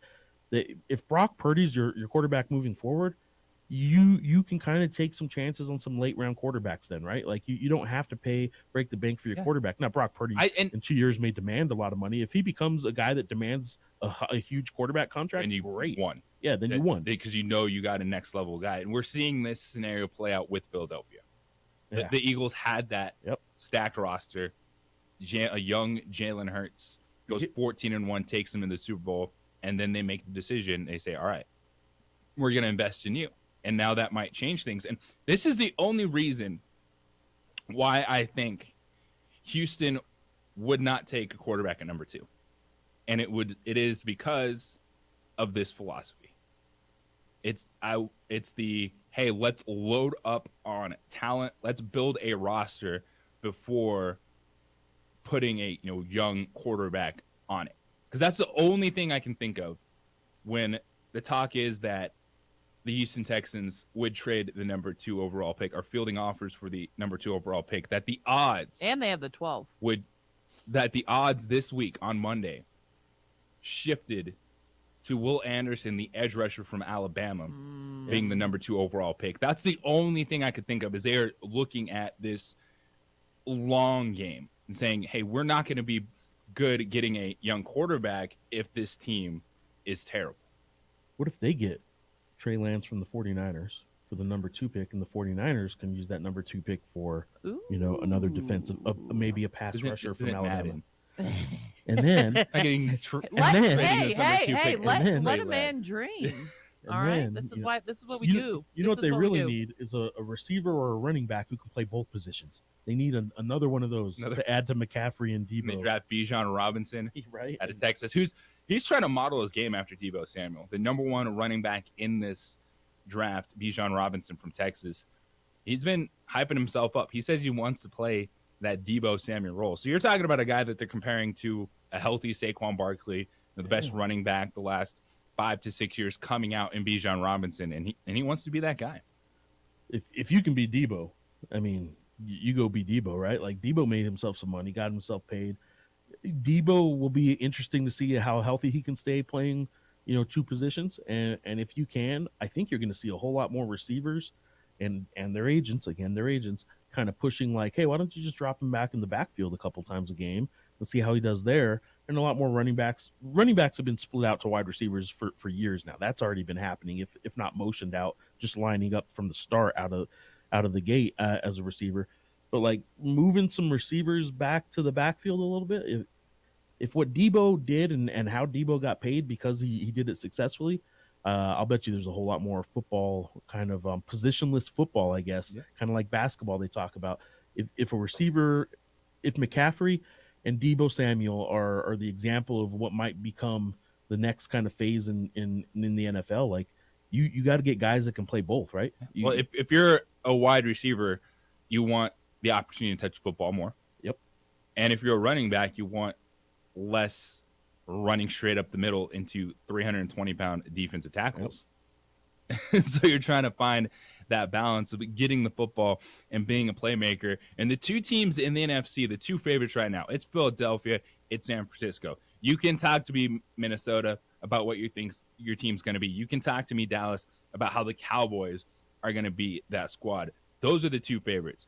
One of them just paid their quarterback, so we'll see what their future looks like. The other is all about everyone else but the quarterback, and it's fascinating because I wonder if that is a philosophy that we might see some teams take. And I'm looking at Houston Texans because, to me, I don't know how you don't take CJ Stroud or Bryce Young, who's ever left, and then move on. Yeah. Like the fact that there's actual odd movement, and that's some odds moving. Like this is real. Like when you look at what Vegas is doing with the NFL draft, like that's not by mistake.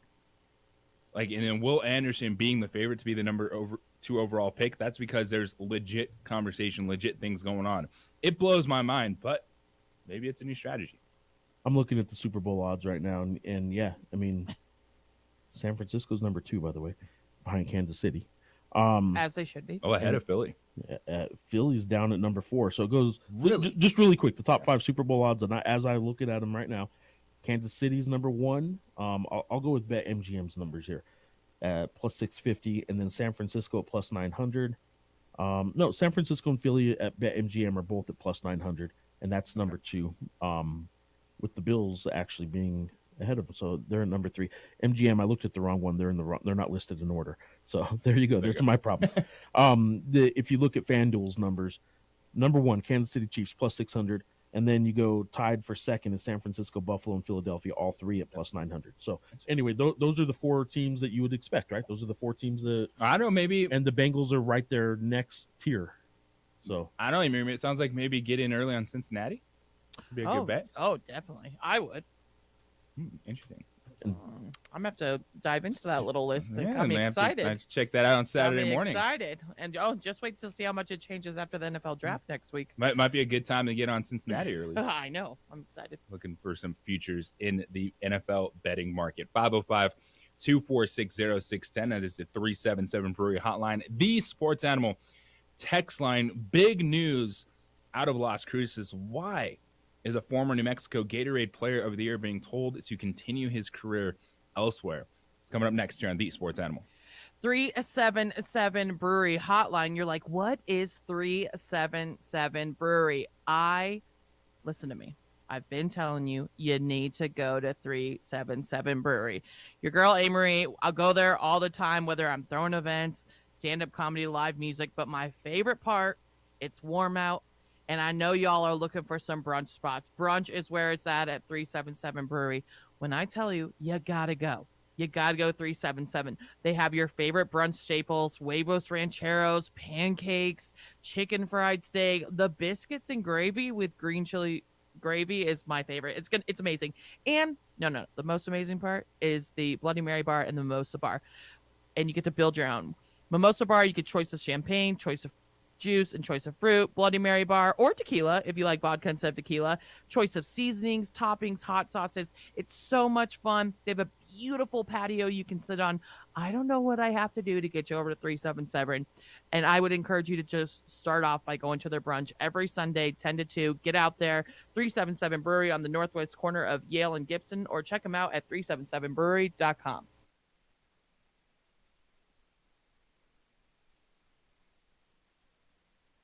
We would like to thank the following sponsors for making this broadcast possible.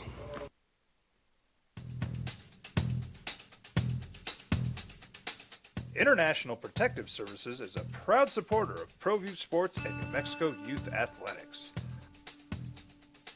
IPS provides residential and commercial security services in the Albuquerque metro area.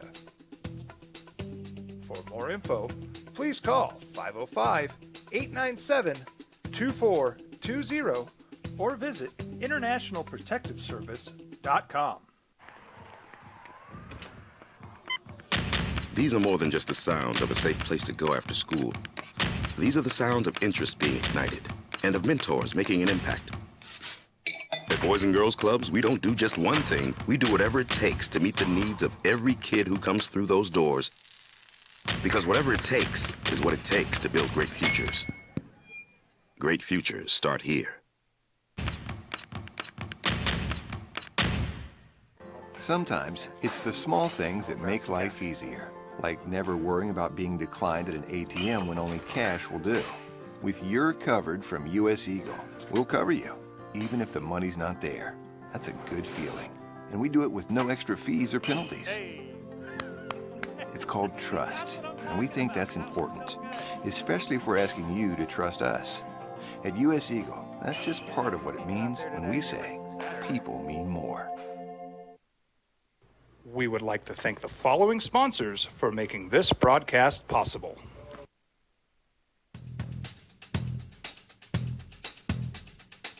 International Protective Services is a proud supporter of ProView Sports and New Mexico Youth Athletics.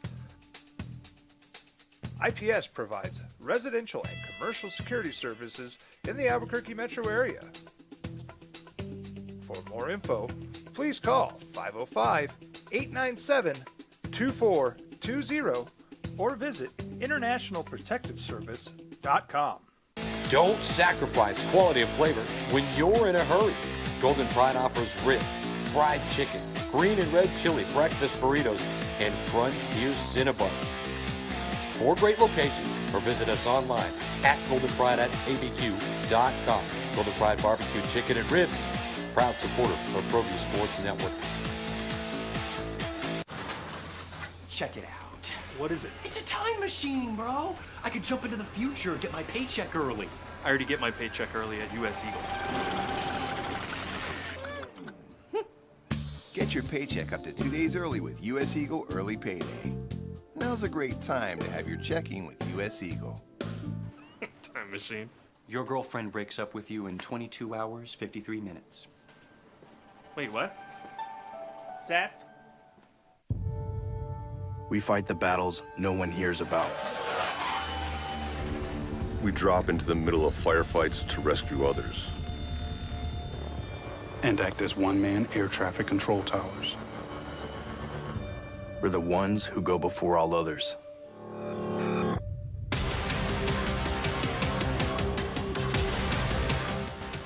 U.S. Air Force Special Warfare are proud supporters of ProView Sports.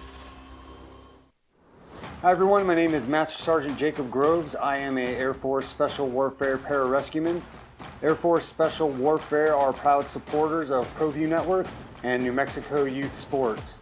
Air Force Special Warfare operators are critical thinkers. They maintain a high level of fitness, they take initiative, and they don't quit.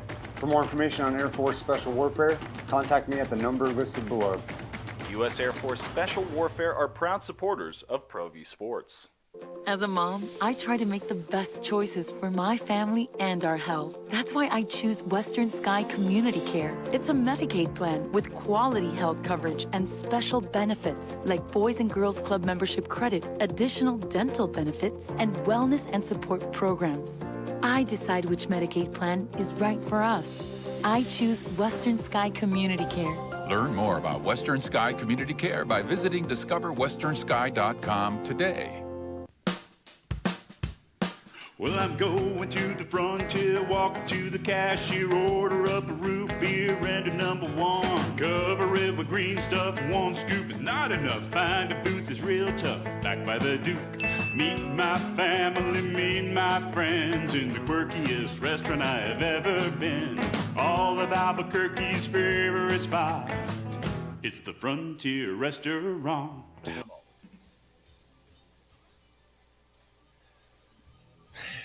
Once a rivalry, always a rivalry, regardless. It's the way it should be.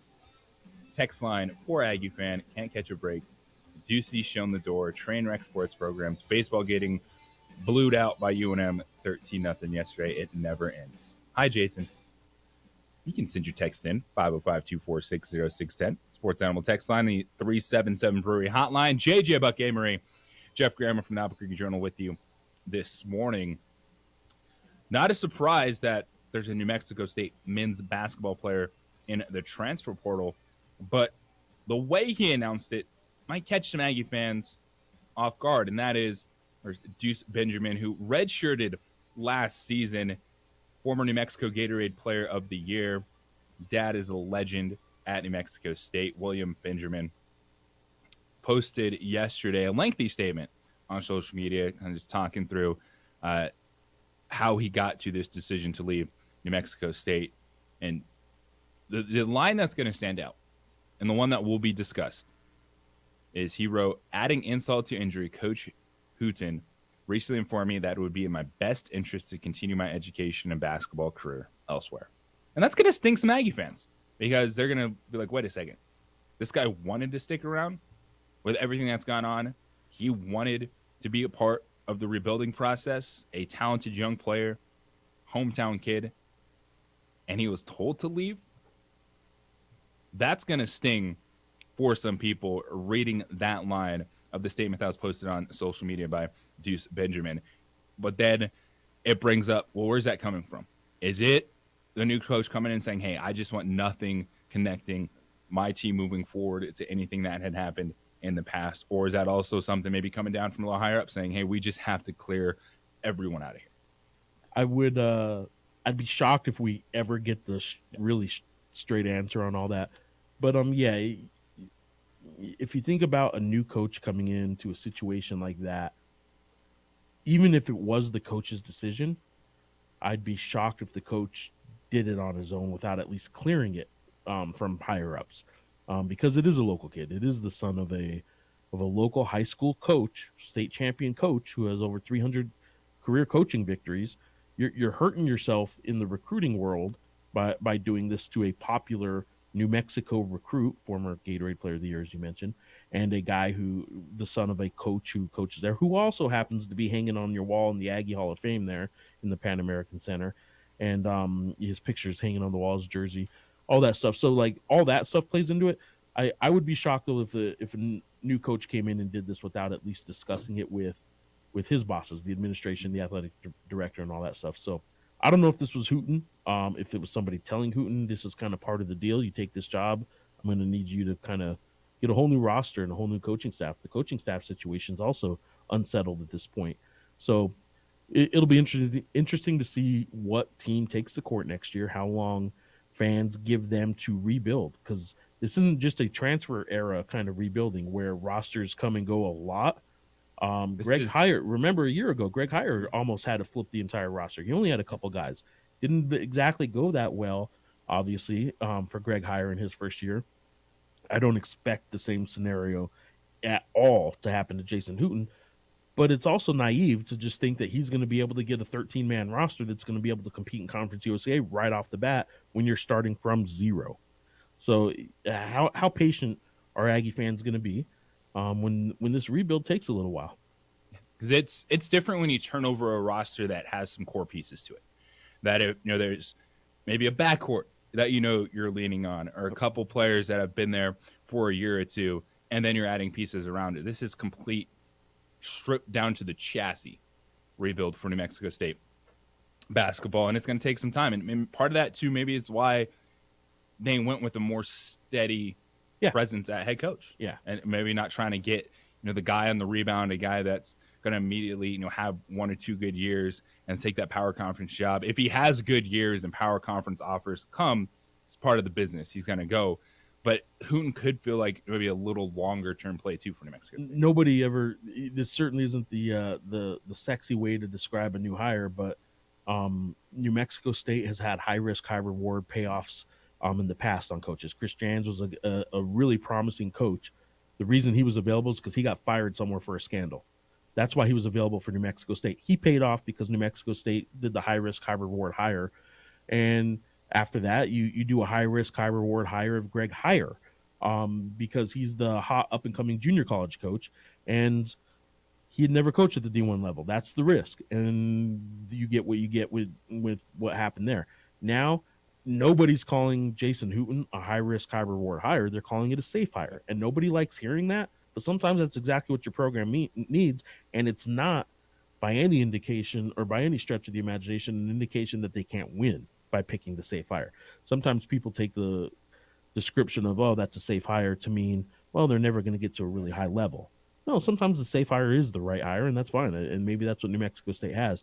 But make no mistake, it's going to be really hard to compete in year one in men's basketball in Conference USA with a starting from zero roster. 505-246-0610. That's the Sports Animal text line, and also the 377 Brewery hotline. So how are teams feeling about in-conference transfers, and who are some of the big names that have landed in the conference and elsewhere, as transfer season never stops. You can tell me there's a window to it, but the door is always opening and closing. It's opening drive here on the Sports Animal. Southbound I-25, there's an accident near Paseo adding. We would like to thank the following sponsors for making this broadcast possible.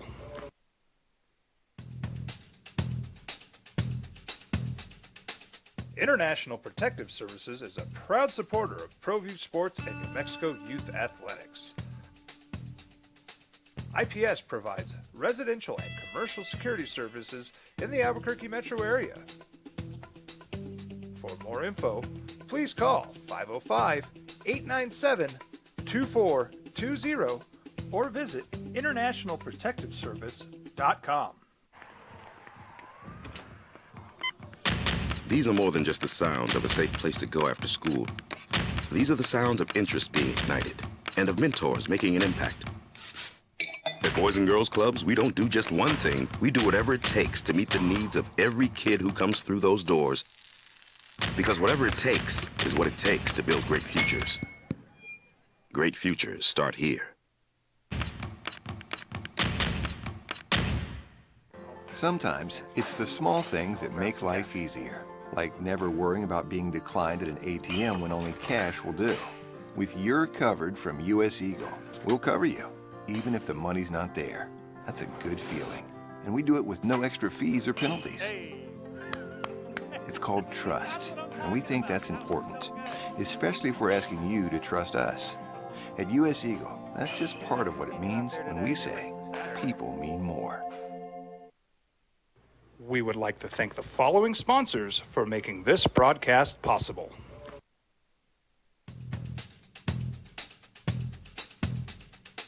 International Protective Services is a proud supporter of ProView Sports and New Mexico Youth Athletics. IPS provides residential and commercial security services in the Albuquerque metro area. For more info, please call 505-897-2420 or visit internationalprotectiveservice.com. Don't sacrifice quality and flavor when you're in a hurry. Golden Pride offers ribs, fried chicken, green and red chili breakfast burritos, and Frontier Cinnabons. 4 great locations, or visit us online at goldenpride@abq.com. Golden Pride Barbecue Chicken and Ribs, proud supporter of ProView Sports Network. Check it out. What is it? It's a time machine, bro. I could jump into the future, get my paycheck early. I already get my paycheck early at US Eagle. Get your paycheck up to 2 days early with US Eagle Early Payday. Now's a great time to have your checking with US Eagle. Time machine. Your girlfriend breaks up with you in 22 hours, 53 minutes. Wait, what? Seth? We fight the battles no one hears about. We drop into the middle of firefights to rescue others. And act as one-man air traffic control towers. We're the ones who go before all others.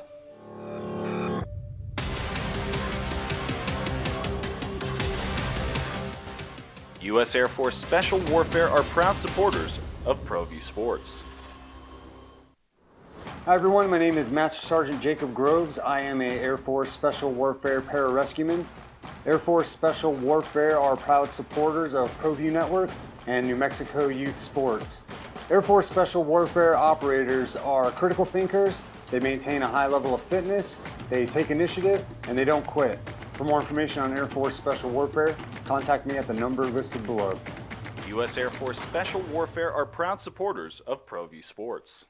As a mom, I try to make the best choices for my family and our health. That's why I choose Western Sky Community Care. It's a Medicaid plan with quality health coverage and special benefits like Boys and Girls Club membership credit, additional dental benefits, and wellness and support programs.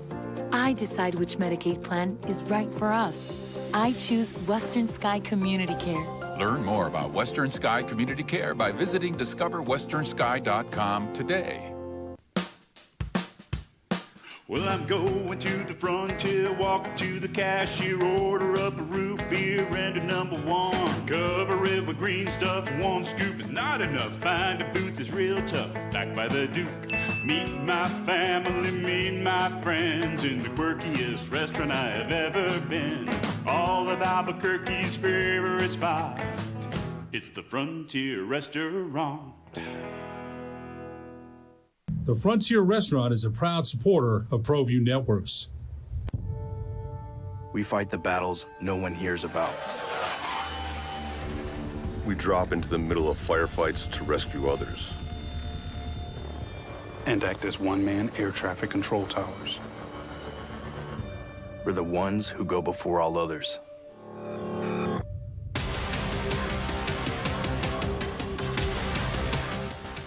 U.S. Air Force Special Warfare are proud supporters of ProView Sports. These are more than just the sounds of a safe place to go after school. These are the sounds of interest being ignited and of mentors making an impact. At Boys and Girls Clubs, we don't do just one thing. We do whatever it takes to meet the needs of every kid who comes through those doors. Because whatever it takes is what it takes to build great futures. Great futures start here.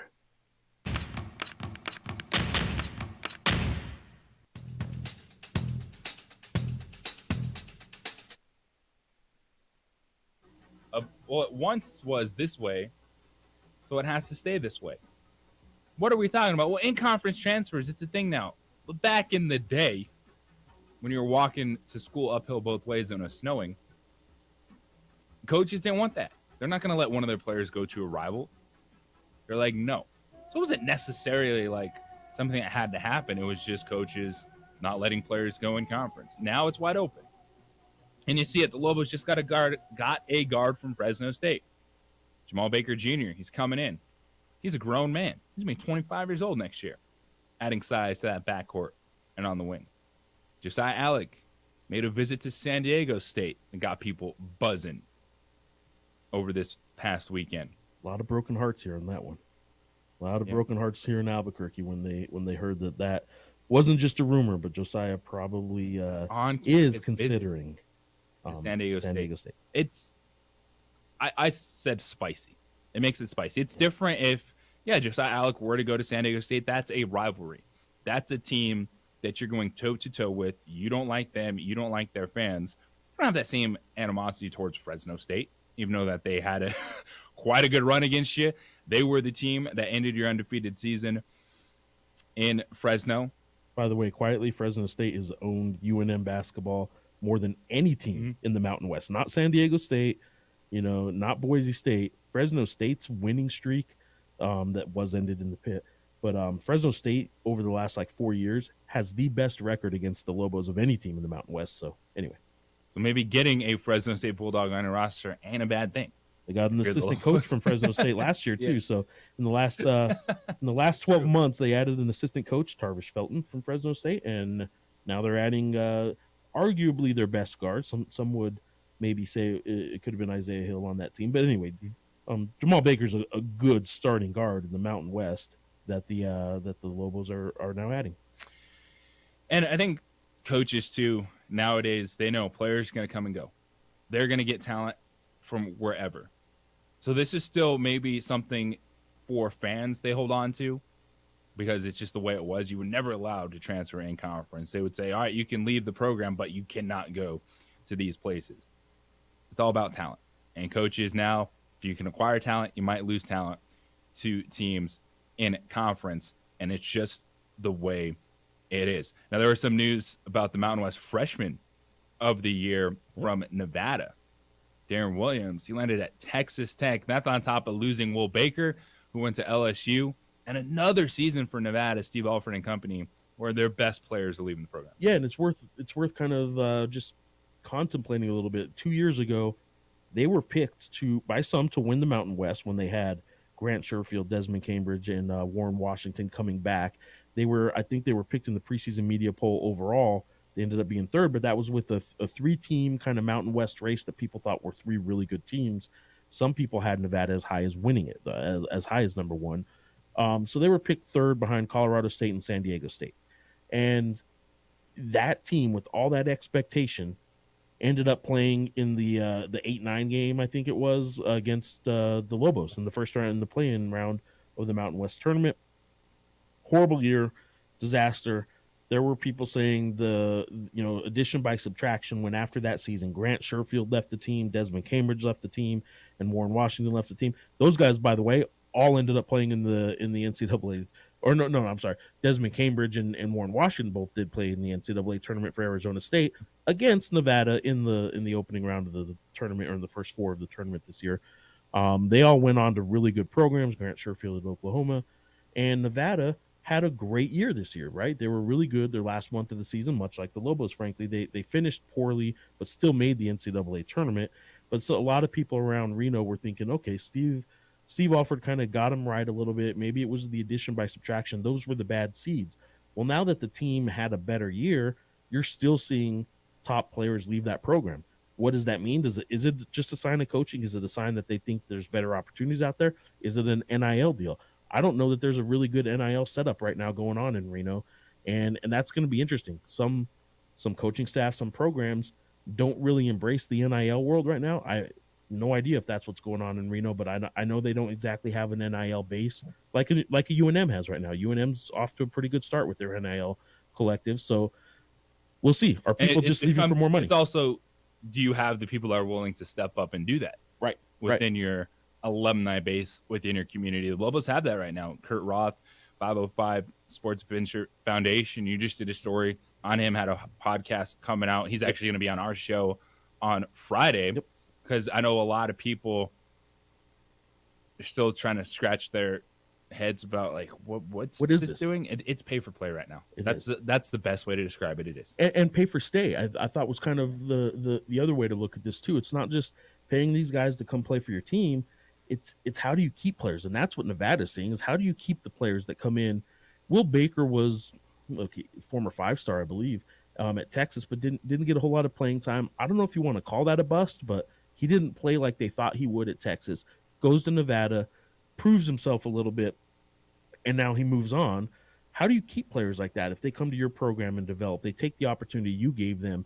Donovan Dent is the guy a lot of Lobo fans talk about. Maybe worry that, like, if he's as good a freshman, and we're happy he's coming back, but if he's going to be as good if he has a breakout sophomore season, how in the world can the UNM Lobos keep him? Well, that's when Kurt Roth and 505 Sports Venture Foundation and the local collective, that's when they step in, and like their role is to not only get guys to come here and transfer here and in a world where it's allowed, pay them a little bit, but it's also keeping the players here.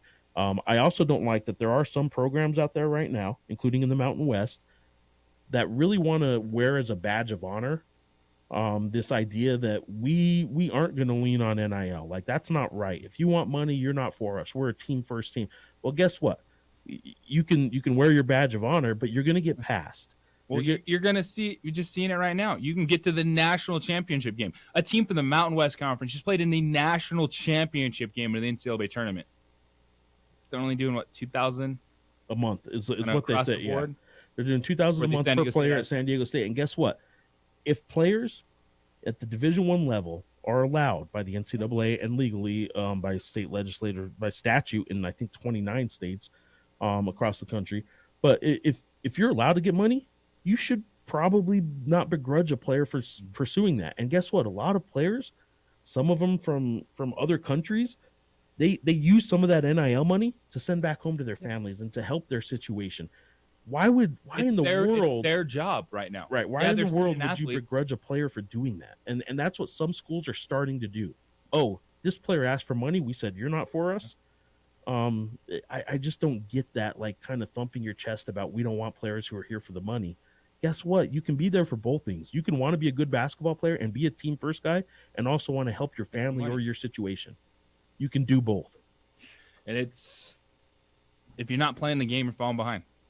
And it's challenging. It's get old, stay old, but then it's figuring out, can you find a young guy that can pop here or there? And that's what's going to be really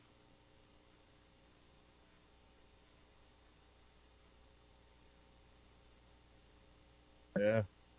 Well, are you going to play those young guys on the wing? I'll tell you what, I hear with good this things. veteran roster. Yeah, I hear good things about Braden Applehounds. Like if he got on the court a little bit last year, so that would lead me to believe yes. Right. How is Braden Applehounds as a true freshman getting on the court unless he's doing something in practice that caught the coach's eyes, right? I think they got some potential in the guys that were on the team that are coming back. But I don't like this idea that I'm not naive to the notion that it's frustrating for fans and it's hard to know a player and a team from year to year anymore. I get that. But it is the world that college basketball is in right now, and the reason for it is because legally it has to be. There's a reason lawmakers got involved, and there's a reason that lawmakers on both sides of the aisle pretty much unanimously agreed that, like, yep, they should be getting some money for their name, image, likeness, and the Supreme Court in a 9-0 ruling in the Alston case kind of came down on this way. Like, legally, they got to go this route. So how do you embrace that as a school? You better find ways to embrace it and quit, going over the top with these, thumping of your chest about how we don't want players that are here just for the money. Get over yourself a little bit. They have a right to help their families and their situation, just like coaches and assistants and administrators do. Speaking of thumping of the chest, a stomp on the chest has a player suspended. Was it the right decision from the NBA? And it could absolutely change a series in which the Golden State Warriors are trying to chase down the Sacramento Kings. And will this be too big of a hole for them to get out of? That's next here on The Sports Animal. This report is sponsored by Blindster.com. Hi, I'm Kyle at Blindster.com. Want to say... We would like to thank the following sponsors for making this broadcast possible. We fight the battles no one hears about. We drop into the middle of firefights to rescue others. And act as one-man air traffic control towers. We're the ones who go before all others.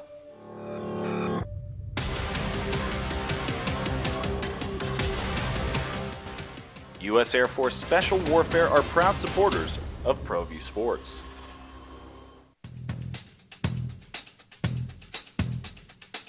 International Protective Services is a proud supporter of ProView Sports and New Mexico Youth Athletics. IPS provides residential and commercial security services in the Albuquerque metro area. For more info, please call 505-897-2420 or visit internationalprotectiveservice.com. Check it out. What is it? It's a time machine, bro. I could jump into the future, get my paycheck early. I already get my paycheck early at US Eagle. Get your paycheck up to 2 days early with US Eagle Early Payday. Now's a great time to have your checking with US Eagle. Time machine. Your girlfriend breaks up with you in 22 hours, 53 minutes. Wait, what? Seth? Hi everyone, my name is Master Sergeant Jacob Groves. I am a Air Force Special Warfare Pararescueman. Air Force Special Warfare are proud supporters of ProView Network and New Mexico Youth Sports. Air Force Special Warfare operators are critical thinkers. They maintain a high level of fitness, they take initiative, and they don't quit. For more information on Air Force Special Warfare, contact me at the number listed below. U.S. Air Force Special Warfare are proud supporters of ProView Sports. Well, I'm going to the frontier, walk up to the cashier, order up a root beer and a number one. Cover it with green stuff, one scoop is not enough. Find a booth is real tough, back by the Duke. Meet my family, meet my friends in the quirkiest restaurant I have ever been. All of Albuquerque's favorite spot, it's the Frontier Restaurant. The Frontier Restaurant is a proud supporter of ProView Networks. These are more than just the sounds of a safe place to go after school. These are the sounds of interest being ignited and of mentors making an impact.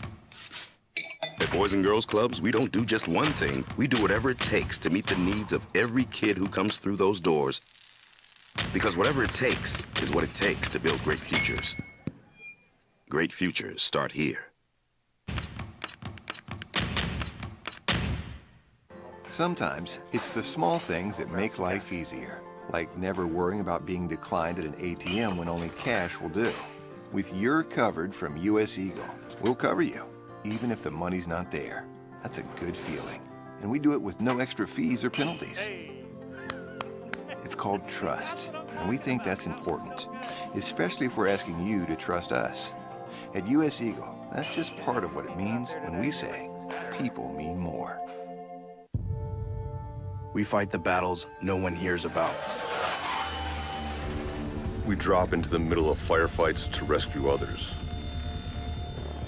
And act as one-man air traffic control towers. We're the ones who go before all others.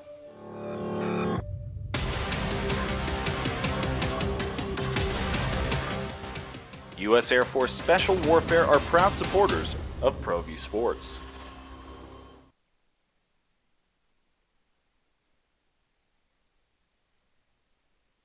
We would like to thank the following sponsors for making this broadcast possible. As a mom, I try to make the best choices for my family and our health. That's why I choose Western Sky Community Care. It's a Medicaid plan with quality health coverage and special benefits like Boys and Girls Club membership credit, additional dental benefits, and wellness and support programs. I decide which Medicaid plan is right for us. I choose Western Sky Community Care. Learn more about Western Sky Community Care by visiting discoverwesternsky.com today. Don't sacrifice quality of flavor when you're in a hurry.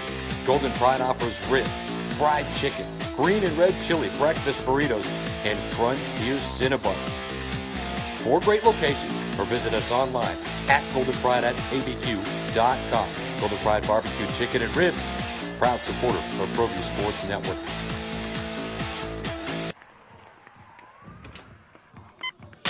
These are more than just the sounds of a safe place to go after school. These are the sounds of interest being ignited and of mentors making an impact. At Boys and Girls Clubs, we don't do just one thing. We do whatever it takes to meet the needs of every kid who comes through those doors. Because whatever it takes is what it takes to build great futures. Great futures start here. We would like to thank the following sponsors for making this broadcast possible. Everguard Roofing and Solar for The Sacramento Kings came up in the clutch, and you'd expect that when you have the clutch player of the year. De'Aaron Fox was the winner of the NBA's first ever Jerry West Clutch Player of the Year award. Fox earned 91 out of 100 possible first place votes. The other names on that list that came in behind him: Jimmy Butler, DeMar DeRozan, Jalen Brunson, Joel Embiid. And we saw the NBA kind of rebrand their awards this past season, introduce a couple new ones. And we watched De'Aaron Fox in the fourth quarter of game 1 and 2. He absolutely earned that award. And the Warriors are in trouble. And this is not as simple as, hey, they're a championship team. They've got the Splash Brothers. They're just bad on the road. Well, they can't win this series if they don't win a road game. The home team in this series is the Sacramento Kings. And now they go into game 3. Draymond Green is suspended for his stomp on the chest of Domantas Sabonis in game 2 that got him ejected. It was a tight game. It was actually tied with 4 minutes to go in the fourth quarter, and the Sacramento Kings win game 2. Yesterday, I came around to the fact that I believe Draymond Green wouldn't be suspended. But the NBA would look at it, even with all the actions involved, and say, hey, they got the call right. They gave a foul to Sabonis. They threw Draymond Green out of the game and move on. Well, the NBA came down last night, and they said, well, maybe the games aren't that dramatic. You know, Boston blowing out Atlanta, Cleveland dispatching the New York Knicks, and then the Suns handling their business in the second half against the Clippers. Well, here's some drama. They dropped a 1-game suspension on Draymond Green, and there's some more to this. And Draymond Green, according to NBA Executive VP Joe Dumars, who released more in a statement, he said, quote, here's what it came down to: excessive and over-the-top actions, conduct detrimental, and repeat offender. That's what separates this, where you end up with a suspension. And I ain't sad. for Draymond Green because this is a repeat offender situation. And a lot of people already heard it this morning, already heard it last night screaming, the NBA can't do this. You cannot suspend a player in the postseason for that. Was it a bad action? Sure. But you can't do that. You can, man, because you put yourself in position to not get the benefit of the doubt. And that's what Draymond Green has done. People like pointing to scenarios like this when they talk about the NBA is rigged or officials or this or that. Look, man, sometimes you put the officials in the spot to make a call, and in this case, they made the call and called the foul and everything they did and ejected him in that moment. Like, what do you want the official? Like, I'm not an apologist for referees, but what do you want the officials to do in that moment, and what do you want the league to do as a response? Because that's one too. Adam Silver was sitting in the stands. Yep. And Adam Silver just watched Draymond Green use Sabonis as a trampoline. Then just watched Draymond Green go argue with fans back and forth. Go Hulk Hogan on the crowd, get ejected. And this is track record, man. I don't feel sorry for Draymond Green. Yeah. And to what you just said, Warriors fans are going to be screaming, the NBA's out to get us. Here we go again. Yep. No, you have a dude in Draymond Green that's fouled or been thrown out of 12 playoff games in his career. I know I'm all over the map in the teams I like, but Portland Trailblazers are my basketball team, right? I loved Rasheed Wallace. Oh, man. Guess what? Rasheed Wallace had a history, too. Like, his reputation preceded him into a whole lot of games. So when he started complaining to the refs, a lot of times there was a quick trigger on that technical, and he'd get teed up pretty quick. And in isolation, you'd look at some of those scenarios and you'd be like, maybe he didn't deserve that one. Like, they're out to get him now. Well, no, you're the people who always claim like they're out to get me, often, not always, but often are the people who continually put themselves in a position where a judgment call might have to be made where, like, you know what, you're getting teed up here. Draymond Green keeps putting himself in a position where he conveniently has a really awkward physical encounter with an opposing player that he's like, what did you want me to do with my foot in that situation? Well, I don't know, but man, 3 or 4 other times in the playoffs, you also had that, well, what did you want me to do? I didn't mean to hit him in that area, or I didn't mean to do that. Like, you're the only guy that keeps finding himself in these situations, Draymond. Towards his own team this year. Yeah. True. I mean, like, it's like a child. It's like, okay, so Jordan Poole gets paid and then he gets knocked out. Yep. Yeah. Draymond. How dare you get $160 million, young kid? And I like physical. I like chirping. I like, getting rough. But this is just ridiculous. Like, it's who he is. The Warriors are fine with it because they've won championships. Okay, but you're costing series and playoffs and games. But it still doesn't make it easy when it happens, when you miss a game, like when you cross that line. Part of me wants to say Draymond Green is the kid who holds his finger a half inch from your face. I'm not touching you. I'm not touching you. And then once you respond, to be like, I didn't touch him. See, and he totally provoked the whole thing. But the problem is punch him in the face. But the problem is he isn't that kid because he actually is touching these people. He can't even claim like, what did I do? He lost.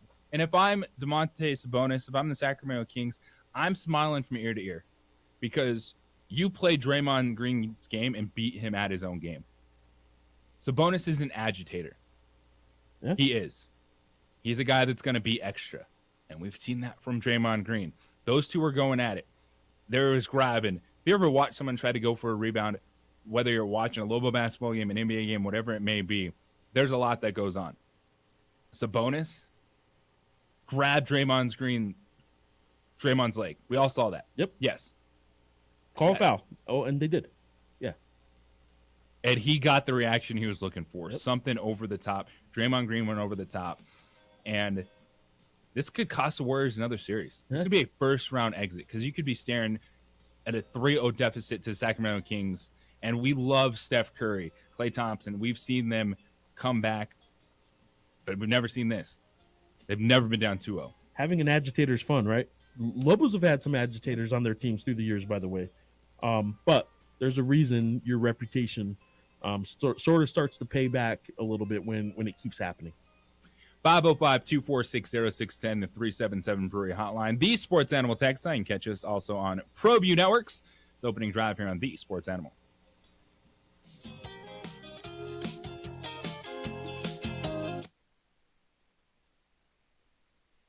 We would like to thank the following sponsors for making this broadcast possible.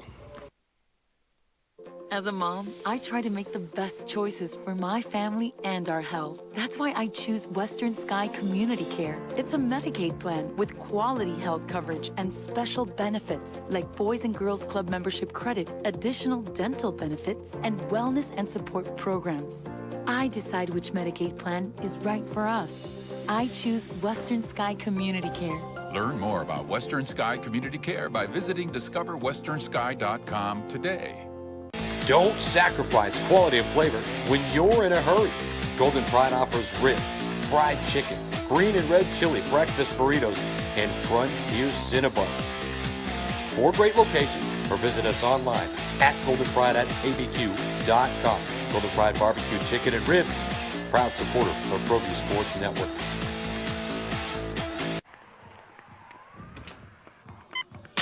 These are more than just the sounds of a safe place to go after school. These are the sounds of interest being ignited and of mentors making an impact.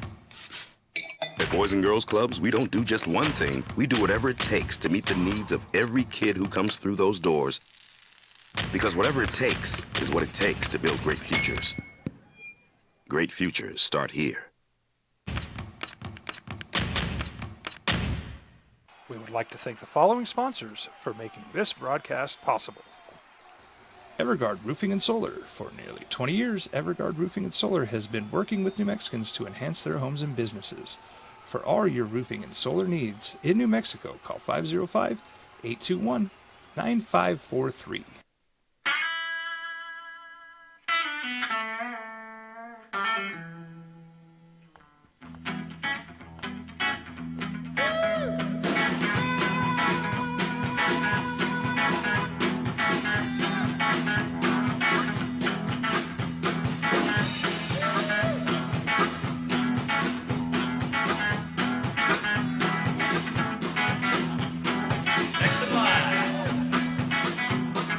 Rudy's is a proud supporter of ProView Networks.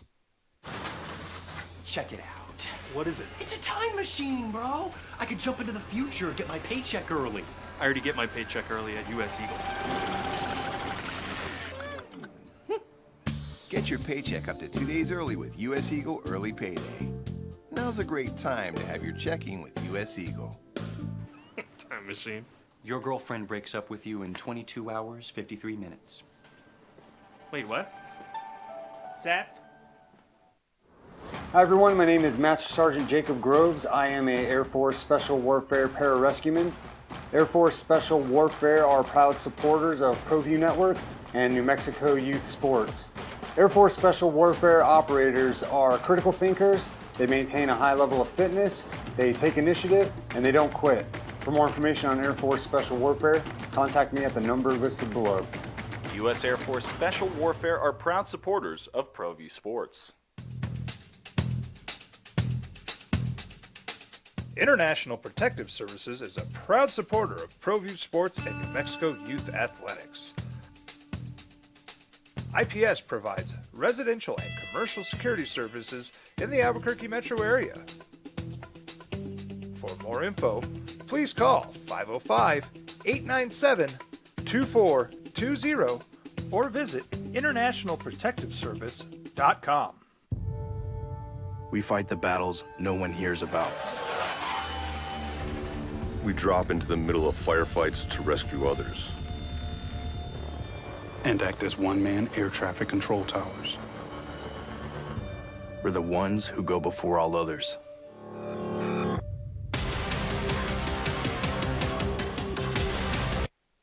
It's the OD in the AM with 3-time New Mexico Sportscaster of the Year, Jeff Symbieta, A. Marie Castillo, and JJ Bob.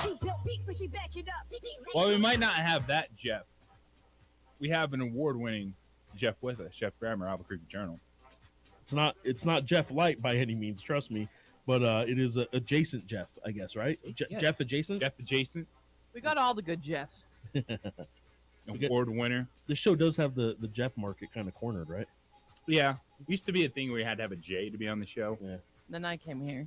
Then A. Marie came in and just threw a knuckleball at us. Spell my name with the G, kind Yeah, of the screwed G. everything up. Yeah. Jeff. Kind of chaos right now. It's chaos. At least we have one award winner here, Jeff Grammer. Maybe we can win awards at some point in time, but we will still work. No days off. It's what we do. Don't worry, Symbietta's back on Friday. Rolling along. JJ Buck. My Jeff favorite Grammer. part is people are like, "Is Jeff okay?" I'm like, He's I on just want you guys to vacation, know in the dude. sports media Relax. world, we all take time off. People call, and it's so nice because I love that all you guys care If Jeff so much. ran for mayor, he'd win. If he ran for governor, he probably would do better than the weatherman. So I'm telling you though that I really appreciate everyone calling about Jeff, but just sometimes you take On time off. vacation, man. He's got time off. But that's nice to be PTO. care. That people care. How are there longtime followers of this show that don't understand? Jeff Symbieta has about 7 months of vacation and bold director duties, with the air quotes here. Yeah. That require him to go to beach towns and resorts a lot. Respect though, Jeff grinds when he's on, even on at these spring meetings, and does. he'll be like, I'll be at the hotel and I'll whatever. So respect, but he's okay, guys. So I saw Be back Jeff. Friday. I saw Jeff at the Final Four, right? Yeah, you guys were hanging out. Yeah, no Just- big deal. just hanging out. MBD. Yeah, Final Four. That's how I roll. But it's how the Jeffs roll. He's obviously just loving it, right? Because he's a San Diego State guy, and yeah, he's walking down the hall, recognizing people and giving them hugs and this and that. But like, he's also there doing work, right? Like he did work. He wasn't just there as a fan. And Jeff works too. He sets the tone. Sembietta's back. Don't worry. He gets a little PTO. It happens. And you're stuck with me for a few days. Deal with it because they haven't kicked me out yet. 505-246-0610. That is the 377 Brewery hotline. The Sports Animal text line. The Athletic, they got a lot of good reporters. One of the things they do, and I really enjoy, is when they get players to vote on things. And if you remember a story a couple months back, NFL players voted on like the best and worst cities, the worst like locker rooms, worst facilities around the league. Like that stuff's pretty interesting. They just released the NBA player vote. So NBA players voted on the most overrated player in the league, the best defender, the greatest player of all time, the worst referee. Most overrated player in the league, Trae Young, got 14.8% of the vote, 4 votes from NBA players. And we are watching a situation in Atlanta where is this the end of the Trae Young era? The thing that's going to stick with Trae Young is he was the dude, they swapped picks. Trae Young for Luka Doncic was the draft night trade where the Hawks were like, yeah, we'll send Luka Doncic to you. We'll swap these spots. And now you're looking at a player. I think he's good. Is he a 1A? No, he's just not. But Quinn Snyder took over mid-season after Nate McMillan was fired. You thought, all right, maybe you could have something here, a really dynamic backcourt. Yeah, they're dynamic, but they're not winning at a high level. DeJounte Murray and Trae Young. Now, is he a good – where would Trae Young be the best Robin? He has to be a Robin. I don't see him as the Batman. That's a good question, because what are you getting with him, right? You're obviously getting a whole lot of offense, but like you're not getting what Russell Westbrook brings when his offense isn't there. So if Trae isn't scoring, like you're not getting like the same defense and the same other things that out of Trae.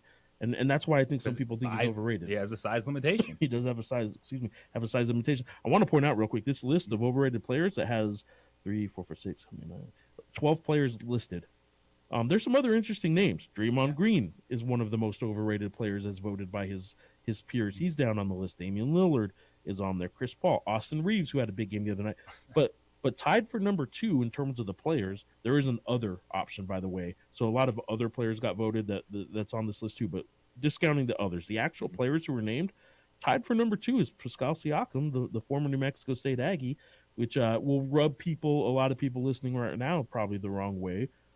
He is a guy that kind of, here's my problem with most overrated player for a guy like Siakam compared to Trae Young. Where were the two, like where did the two come from?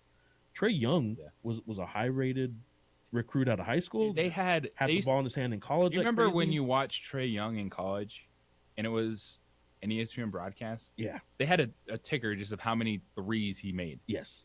He's been expected to be good for a long time. That might qualify as overrated.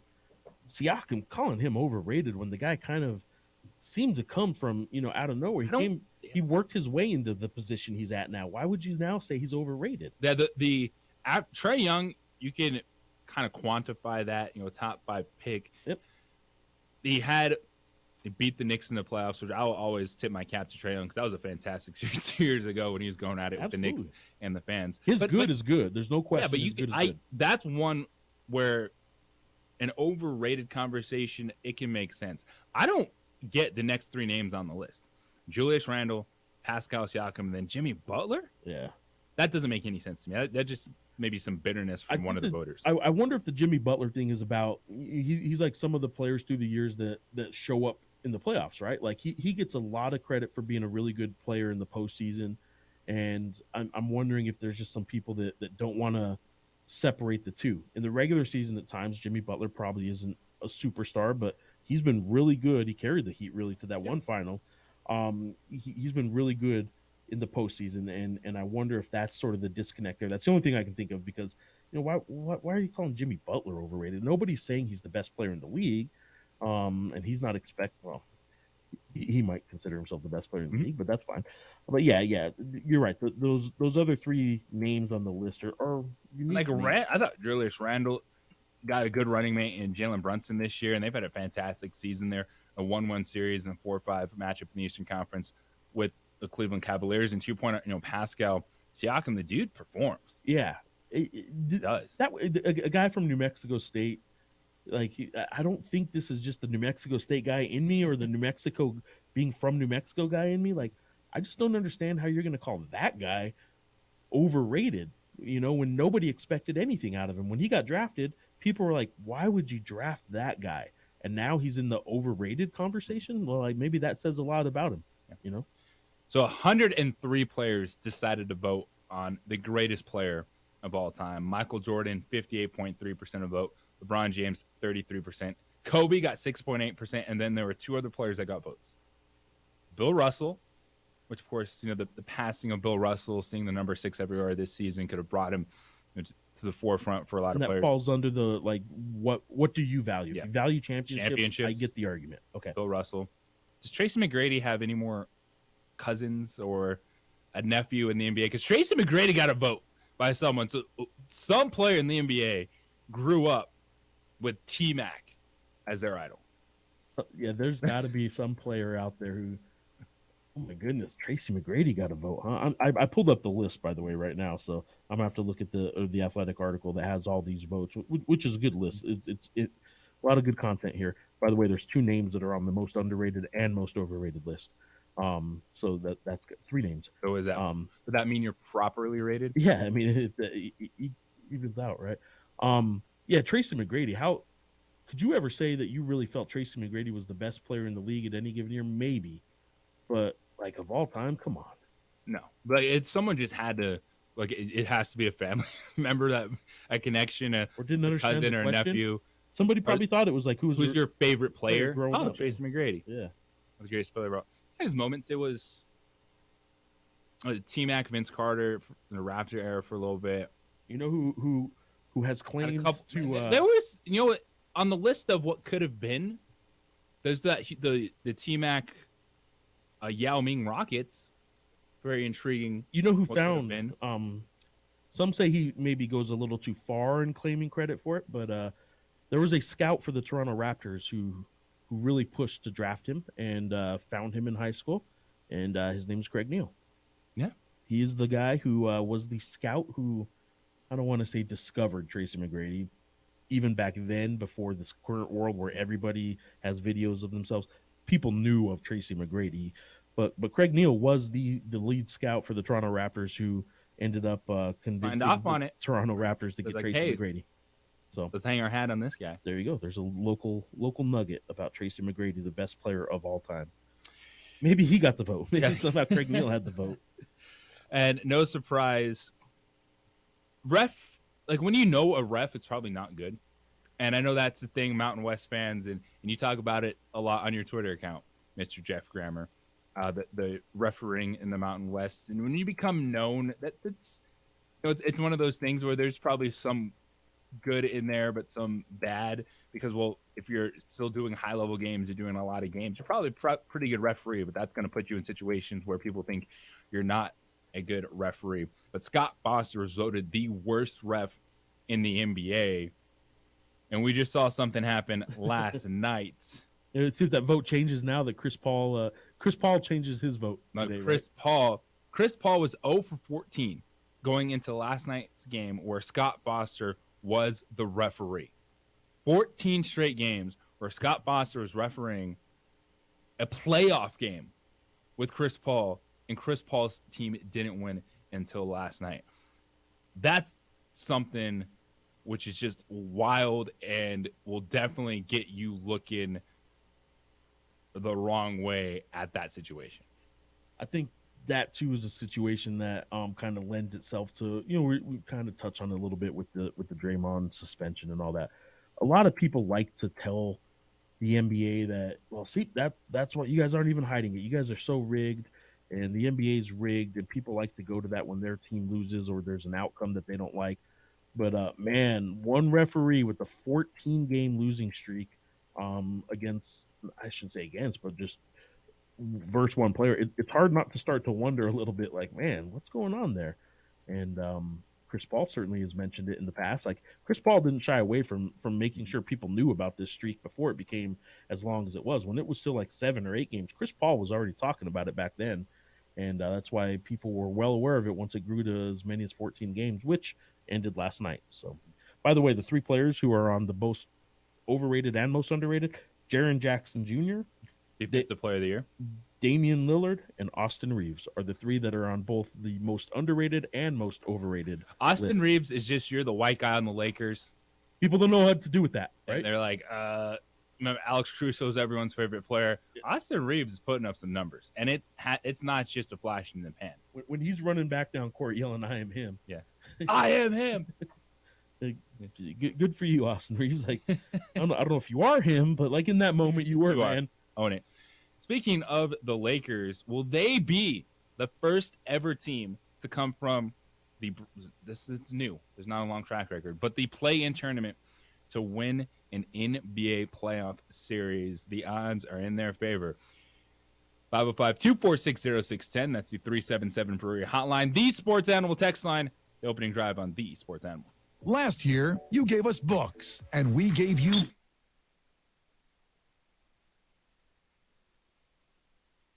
We would like to thank the following sponsors for making this broadcast possible.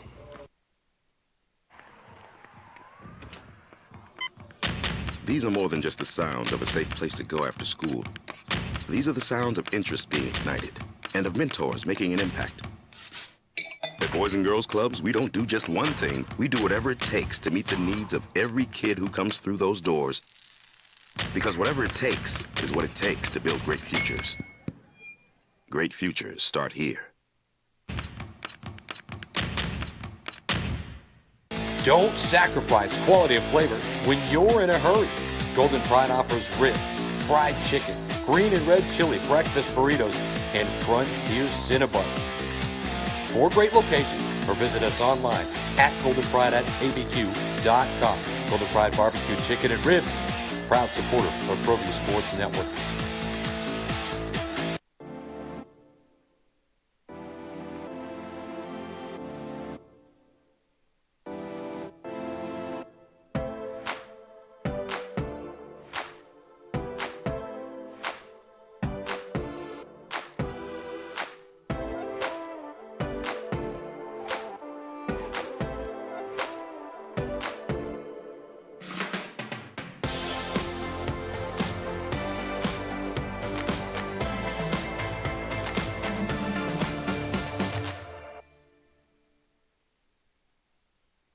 We would like to thank the following sponsors for making this broadcast possible. For your business or your home, Valley Fence stands alone. We're number 1 in New Mexico for a reason. It's the best fence you can own. Proudly serving New Mexico for over 50 years. At Valley Fence, the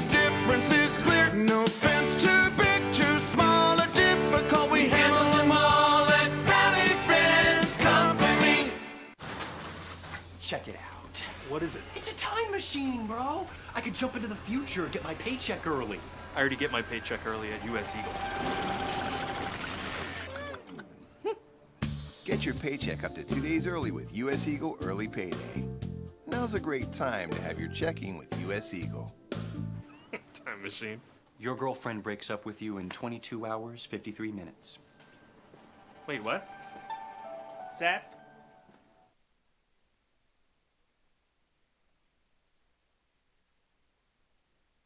We would like to thank the following sponsors for making this broadcast possible. We fight the battles no one hears about. We drop into the middle of firefights to rescue others. And act as one-man air traffic control towers.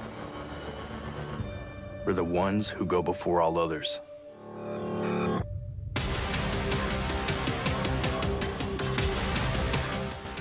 U.S. Air Force Special Warfare are proud supporters of ProView Sports.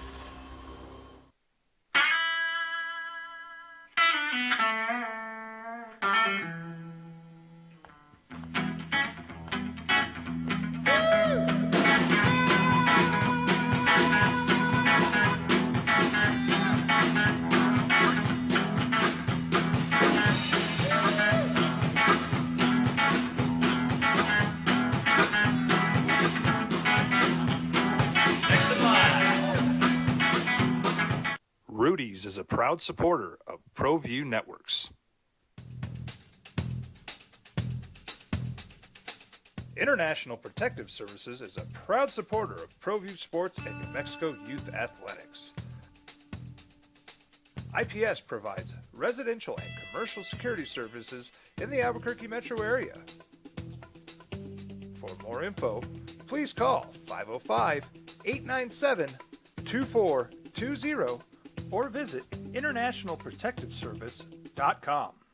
As a mom, I try to make the best choices for my family and our health. That's why I choose Western Sky Community Care. It's a Medicaid plan with quality health coverage and special benefits like Boys and Girls Club membership credit, additional dental benefits, and wellness and support programs.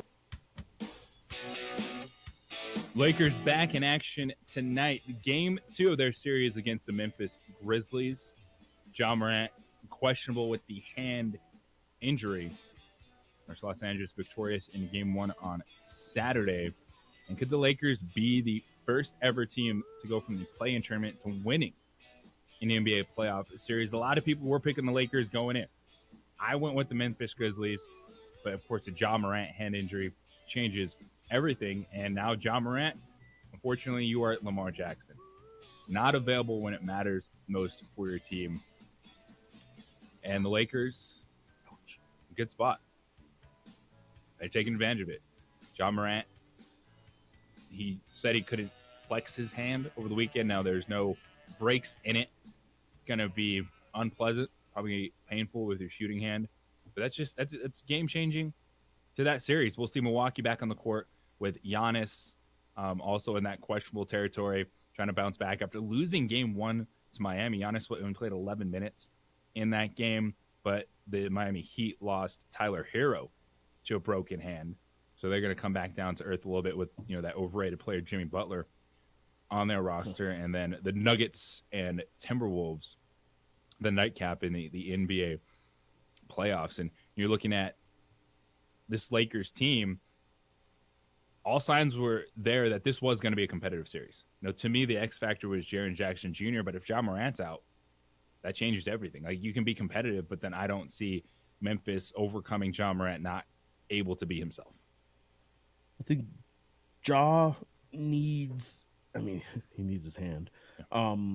Like a lot of what he does when you're attacking the rim and you can't grip the ball, like that really, you can't play through contact when you can't hold on to the ball. So that injury, even if he does play with it, really changes that. And yeah, I don't see the Lakers losing. I actually thought the Lakers were probably going to win that series anyway. But I definitely don't think there's much of a chance left for Memphis to pull that off. And if you're looking around too, maybe part of being good is having a Kentucky Wildcat on your team. They're dominating the NBA playoffs. Of course, Devin Booker, 38 points, and the Suns win over the Clippers last night. You got Tyrese Maxey scored 33 points in the 76ers Game 2 win over the Nets. Oh, how about De'Aaron Fox and Malik Monk? Did you know they went to Kentucky? They're running things for the Kings backcourt. Fun watching De'Aaron Fox. How about Jamal Murray? His attention, though, by the way. Yeah. Fox getting the attention that a lot of people that don't watch the NBA until the playoffs haven't known about him. It's fun watching him. Jamal Murray, Kentucky Wildcat. Nothing says postseason success in basketball like Kentucky, right? Anthony Davis. Yeah, his availability is always the question, but Bam Adebayo to Kentucky. How about Karl Anthony Towns? How about Julius Randle? And then you got some nice role players in there. Trey Lyles, Manuel Quickley, Jared Vanderbilt. John Calipari is sitting back going, thank you, guys.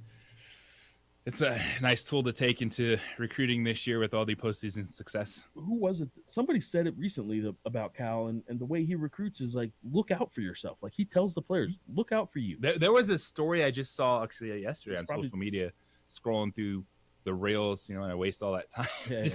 Watching the videos. It's DeMarcus Cousins. Yeah, yes. It was on like a podcast. I think it was a CBS Sports podcast. And DeMarcus was talking about after his freshman season, he felt comfortable. He felt secure. He hadn't been at a place in his life as a young kid where he wanted to be somewhere. He was comfortable, confident at Kentucky. And he went to Coach Cal and was like, I think I'm coming back for my sophomore season. And John Calipari was like, all right. Take care of your family. If you want to take care of your family, you go to the NBA. If you want to take care of my family, you come back next season. Yeah. And that's I talked about coaches running players off sometimes. that's not the example that's probably was making my point, but like that's interesting, right? And that's why Cal still can get a whole lot of highly ranked recruits, even though Kentucky hasn't exactly been what they normally are or what they traditionally have been in recent years. But he's still going to be able to recruit. Maybe he needs to evolve a little bit at the X's and O's of what he's doing on the court a little bit. Still a great coach, I think. But yeah, their postseason success hasn't been great, but he's always gonna get the recruits because his mentality to them for years has been, look out for yourself. That's okay. It's not selfish to look out for yourself. Go take care of yourself. And if that's the NBA, go for it. How he built his brand in the one and done era, being able to get those highly touted players, knowing, hey, you can come in, have some success, and I will back you and help you get to that next level, because Kentucky has a fantastic track record of getting guys to the next level and then being successful, because it just shows you the high level of talent that goes through, plays a good year, and then moves on. 505-246-0610, the 377 Brewery Hotline. Robert, you want to talk about Draymond Green, some NBA. What's going on, Robert? Yeah, good morning. Earlier you were talking about Draymond Green and being a dirty player. He's always been known for that. Well, it brought to mind back in the days when, in my mind, the two players that I considered the dirtiest players in the league were Karl Malone and John Stockton. During their era, I saw John Stockton try to take the feet out from under several players while going up for a layup. He did. He was pretty good at that. And Karl Malone, I remember him giving the captain an elbow that took him down, and that's pretty hard to do, to take a big man down like that. But anyway, those two come to mind when you talk about dirty players. You guys keep up the good work. Have a great day. Yeah, and I'll tell you what, with the John Stockton reference, he's the kind of guy that a lot of, like, if you want to say old school or whatever, a lot of people just love John Stockton. That's my kind of guy. That's my point guard, right? He was dirty. He's been voted as one of the most dirty players that ever played the game, because I think a lot of what he did, people overlooked and thought of as gritty. He's the small guy on the court. How can that be dirty? He would go down in the paint sometimes, and he would, much like Draymond, accidentally get into collisions a lot with players, and he would have contact that, like, other players just didn't always find themselves having. And he's a recognized dirty player. Yeah, I would recall a moment as a youngster playing basketball that Karl Malone was used as a reference for driving the lane. And looking back on it now, I'm like, oh, that maybe wasn't the best coaching, but I was told lead with my knee. If I'm going up for a layup, lead with my knee. And Karl Malone was used as a reference in that regard. Speech wants to get in on some of the NBA lists. What's up, Speech? How you doing? Yeah, I just want to say, I mean, players voted on the best player. I don't know how you could possibly leave Kareem Abdul-Jabbar off it. I mean, he's won at every level, high school, college, and pros. And when they change the game because of you, I mean, you're a dominating player. I mean, Appreciate that Speech. Kareem, yeah.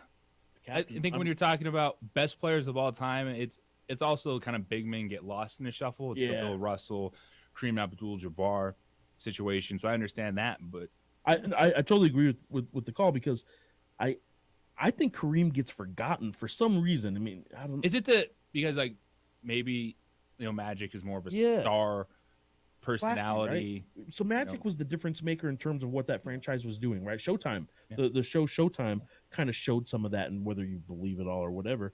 Like, the reality is Magic came along and made the Lakers the Showtime Lakers. Magic was the piece of the puzzle that elevated them to that next level. It wasn't Kareem.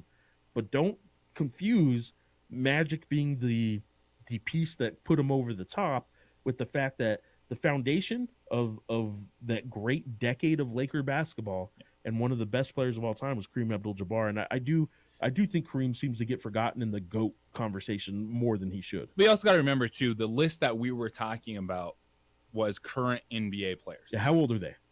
And current NBA players grew up with 3 idols. It was Michael Jordan, even if they had to look back a little bit because they're still young, but that's Michael Jordan's alive, was winning championships in the 90s. And he has a brand that they wore growing Jordan up. Brand. It was LeBron James and Kobe Bryant. Yep. Those are the 3 iconic players for this generation. And then naturally the next 2, the only other 2 on the list would be Bill Russell, who they may know, like some even young kids know the history, and of course Tracy McGrady. It makes total sense to be on this greatest player of all time list. 505-246-0610, the 377 Brewery hotline, also the Sports Animal text line for you to get involved this morning. And JJ Buck, A. Marie, Jeff Grammer from the Albuquerque Journal here on ProView Networks and the Sports Animal.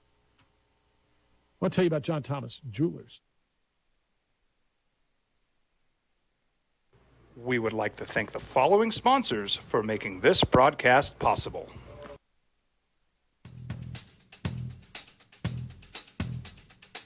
International Protective Services is a proud supporter of ProView Sports and New Mexico Youth Athletics.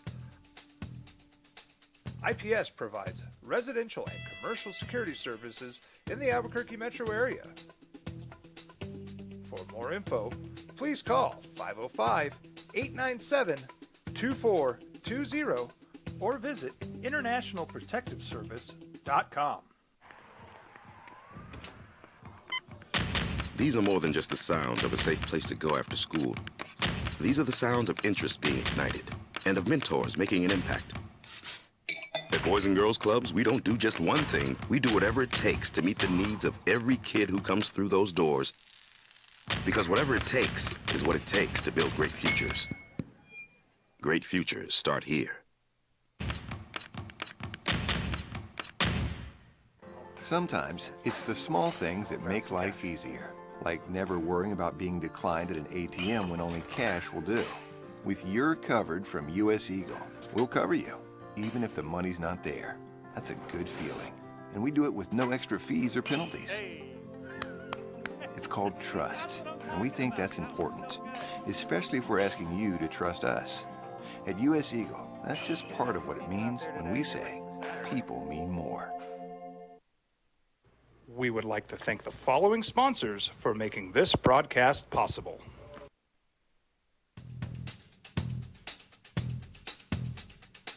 International Protective Services is a proud supporter of ProView Sports and New Mexico Youth Athletics. IPS provides residential and commercial security services in the Albuquerque metro area. For more info, please call 505-897-2420 888-820 or visit internationalprotectiveservice.com. Don't sacrifice quality of flavor when you're in a hurry. Golden Pride offers ribs, fried chicken, green and red chili breakfast burritos, and Frontier Cinnabons. 4 great locations, or visit us online at goldenpride@abq.com. Golden Pride Barbecue Chicken and Ribs, proud supporter of ProView Sports Network. Check it out. What is it? It's a time machine, bro. I could jump into the future, get my paycheck early. I already get my paycheck early at US Eagle. Get your paycheck up to 2 days early with US Eagle Early Payday. Now's a great time to have your checking with US Eagle. Time machine. Your girlfriend breaks up with you in 22 hours, 53 minutes. Wait, what? Seth? We fight the battles no one hears about. We drop into the middle of firefights to rescue others. And act as one-man air traffic control towers. We're the ones who go before all others.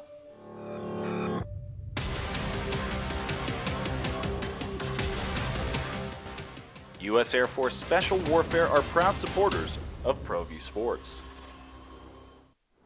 Hi everyone, my name is Master Sergeant Jacob Groves. I am a Air Force Special Warfare pararescueman. Air Force Special Warfare are proud supporters of ProView Network and New Mexico Youth Sports. Air Force Special Warfare operators are critical thinkers. They maintain a high level of fitness, they take initiative, and they don't quit. For more information on Air Force Special Warfare, contact me at the number listed below. U.S. Air Force Special Warfare are proud supporters of ProView Sports. As a mom, I try to make the best choices for my family and our health. That's why I choose Western Sky Community Care. It's a Medicaid plan with quality health coverage and special benefits like Boys and Girls Club membership credit, additional dental benefits, and wellness and support programs. I decided with Sports Animal text line points out that Angel Reese, a star from LSU, the national championship LSU Tigers women's basketball, stays in school because she makes more NIL money than she can in the WNBA, and that's true. Probably is true. It's a great opportunity. That's why I am not upset. I'm not frustrated about NIL, because a lot of these players, this is going to be when they matter, is to their universities, is to that fan base, because you can be a great college player and flop on the next level. How are you making your money? I know one polarizing local basketball player's name from this past season that probably fits this mold a little bit, and I'm putting words in his mouth because I haven't asked him directly. Jalen House coming back for a 5th year of college basketball's COVID year. When he's people think a player turning pro only means the NBA, and it absolutely doesn't. Jalen House can go make some money either overseas, maybe in the G League, or he can make guaranteed really good money through the NIL by sticking around one more year at college. Oscar Tshiebwe for Kentucky, player of the year last year, came back to Kentucky. Now, part of that's because the NBA doesn't have room for traditional big men anymore, it seems like. So the big man in college basketball might stick around an extra year if they can. Especially when you kind of you're a traditional power forward. Right. Styles like Tshiebwe. If you play around the rim, unfortunately for Morris Udeze, he doesn't have a natural spot in the NBA. What you got to do to break through and be an NBA type player, if you're a big anymore, is you better be really good rebounder. You better corner the market on like one specific skill, or you be able to stretch the floor a little bit, and you better be able to create space by knocking down not just 15-foot jumpers, but 18-footers and threes. And that's interesting because I'm thinking about NBA teams because you still play, you're going to have traditional quote-unquote lineups out there. Like center is still an important position. Not every center shoots threes because there's some odd, like you look at the Clippers, they got 2 guys in Zubac and Mason Plumlee that are that throwback at the basket, nothing else that they actually roll with. If you're talking about a 15-man NBA roster now, though, a couple of those are DNPs I know all the time, but like if you're talking about making that 15-man roster, there are probably 1 or 2 centers on every team that might fit the mold of what a traditional center is. So you're talking now, what, 60 players in the world are NBA centers. If you're talking about what a true center was just 10 years ago, there might be 55 or 60 that even fit that mold anymore that are actually on rosters. It is the one spot in this positionless basketball era that seems to have gone away really only at one level, and that's the NBA level. You look at the college level, you look at international, there's still centers being played at high levels in Europe and stuff like that. But at the college basketball level, you can still have bigs. Bigs matter. Bigs do matter. And if you can, some really good teams that might have one or two of them down there. You have forwards in college basketball. You are right, because I'm not men's and women's basketball. Yep, absolutely. Like, if you find an impact forward player in women's basketball, you can win a lot of games. Anything relative to that happening? Maybe a new 6'5" player coming to UNM next season from Mississippi State that I'm really excited about. And that's why you get excited about things like that, right? Because you actually look at the game. Immediately eligible. And you look at the game and you realize, like, wow, that's how that player can impact the team right away. And again, I had mentioned this earlier to you off the air, but like, I know coaches don't like this transfer portal world where there's players moving so much. They say they don't like it, but you can't rebuild a roster as quickly in college basketball as you can in the NBA because you can't go pick up free agents in the middle of the season. You can't do trades and stuff. And when you're rebuilding 4 or 5 years ago, when you rebuilt the college roster in the offseason, you might get a junior college player. You might have to get a high school player that might take a couple years to develop. Now you can get an instant starter every offseason for whatever your biggest need is. You can find an instant starter every offseason in college basketball with the transfer portal world. Fans don't like it. Coaches say they don't like it. I don't believe that. I think some coaches love it.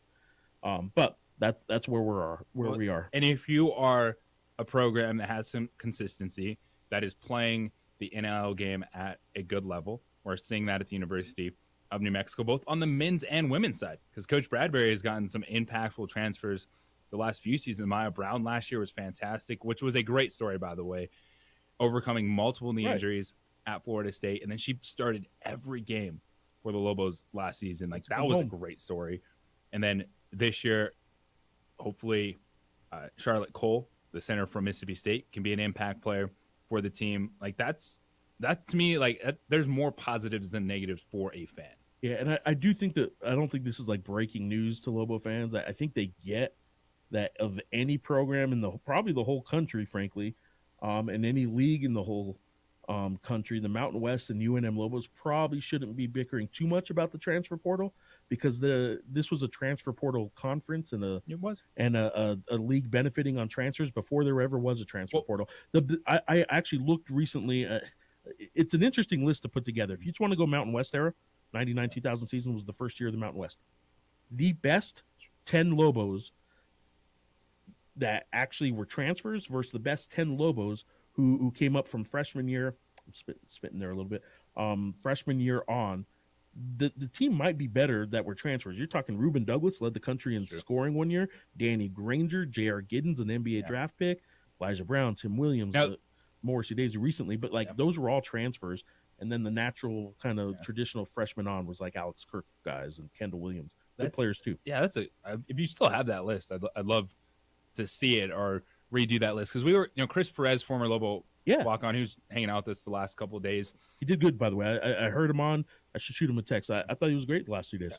Love Chris. We've known each other for a while back in his time at UNM. He actually helped me when, speaking of being a student athlete in classes, doing some stuff at UNM. We were bouncing back and forth because I thought it was interesting because he was on one of the teams I was talking about, the best starting 5-6-man rotation we've seen, and I kind of just went back to 1990 to keep it relatively fresh and for a lot of people's minds. There's actually been 12 NCAA tournament teams for UNM since 1990, and if you look at that list, when things started to change, it was what you were talking about, the new era of college basketball. Because there were 2 Dave Bliss teams that stood out to me. It was 92-93 squad. Mostly freshmen on kind of players, though, right? Yeah. But guys that I'm just not familiar with outside of Greg Brown on that team. And then the 96-97 roster was what I got a lot of feedback on from the fans as the best one. There's Charles Smith, Lamont Long, David Gibson, Royce Olney, Clayton Shields, Kenny Thomas. That team was 25-8, lost by 1 in the second round to Louisville. But then to kind of emphasize our point here, the 04-05 team was one of my just my favorite teams, just because I was a kid in high school watching that team. But Danny Granger, transfer, was a star player on that team. 09-10 squad, when you look at Darrington Hobson, transfer, he was the star of that team. And then you go to 2011-2012, Andrew Gordon. Yep. A key to that team of Lobos kind of reigniting the expectations. And the 12-13 team that was Alfred's final year, that was the Hartford year.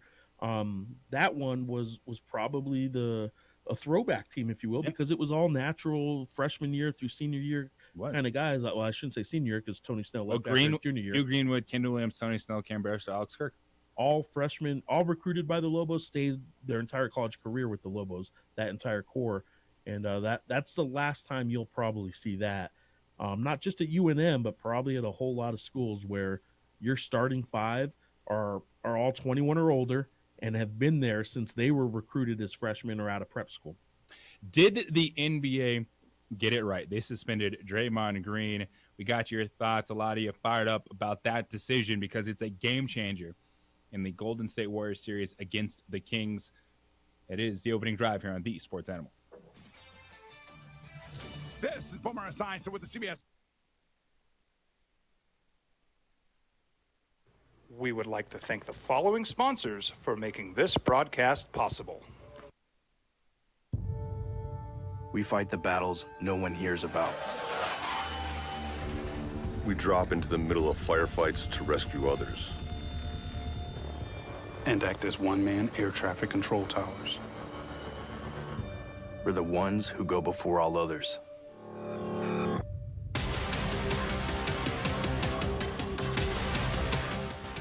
U.S. Air Force Special Warfare are proud supporters of ProView Sports.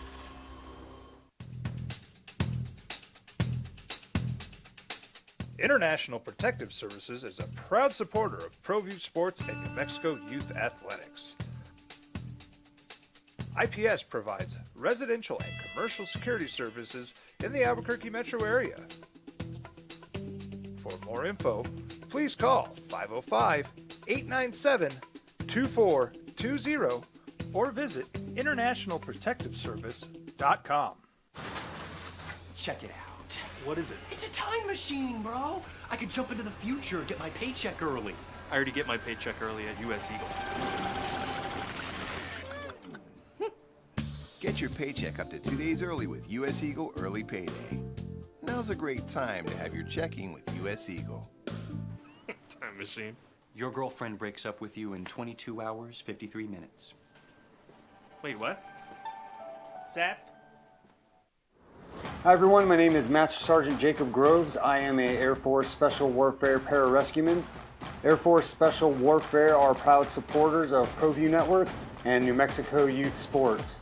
Air Force Special Warfare operators are critical thinkers. They maintain a high level of fitness, they take initiative, and they don't quit. For more information on Air Force Special Warfare, contact me at the number listed below. U.S. Air Force Special Warfare are proud supporters of ProView Sports.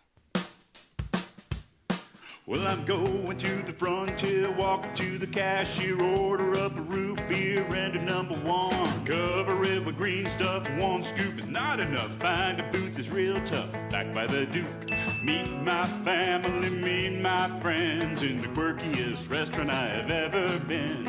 All of Albuquerque's favorite spot, it's the Frontier Restaurant. The Frontier Restaurant is a proud supporter of ProView Networks. These are more than just the sounds of a safe place to go after school. These are the sounds of interest being ignited and of mentors making an impact. At Boys and Girls Clubs, we don't do just one thing. We do whatever it takes to meet the needs of every kid who comes through those doors.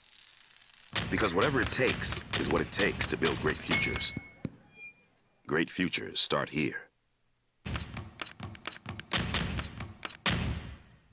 Sometimes it's the small things that make life easier, like never worrying about being declined at an ATM when only cash will do. With You're Covered from US Eagle, we'll cover you, even if the money's not there. That's a good feeling. And we do it with no extra fees or penalties. It's called trust, and we think that's important, especially if we're asking you to trust us. At US Eagle, That's just part of what it means when we say people mean more. We fight the battles no one hears about. We drop into the middle of firefights to rescue others. And act as one-man air traffic control towers. We're the ones who go before all others.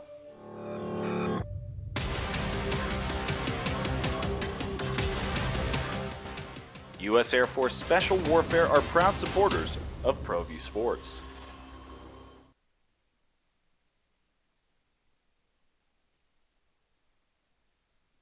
We would like to thank the following sponsors for making this broadcast possible. As a mom, I try to make the best choices for my family and our health. That's why I choose Western Sky Community Care.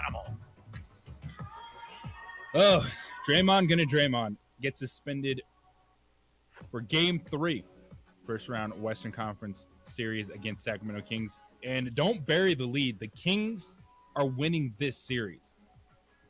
The Kings have outplayed the Warriors in the fourth quarter in Games 1 and Games 2 down the stretch and in the clutch. And now, even going on the road, an advantage for Sacramento with Draymond Green being suspended for his actions, the stomp, and then using Domantas Sabonis' trampoline, looking like he's on a pogo stick, and his actions. And NBA Executive VP Joe Dumars told ESPN, adding to the statement that was released last night by the NBA, quote, here's what it came down to: excessive and over-the-top actions, conduct detrimental, and a repeat offender. That's what separates this, where you end up with a suspension. JJ Buck, Gabe Reed, Jeff Grammer from the Albuquerque Journal. And I know you all got some thoughts on this. 505-2460-610. Adolph, you're on The Sports Animal. Good morning, Adolph. What's going on?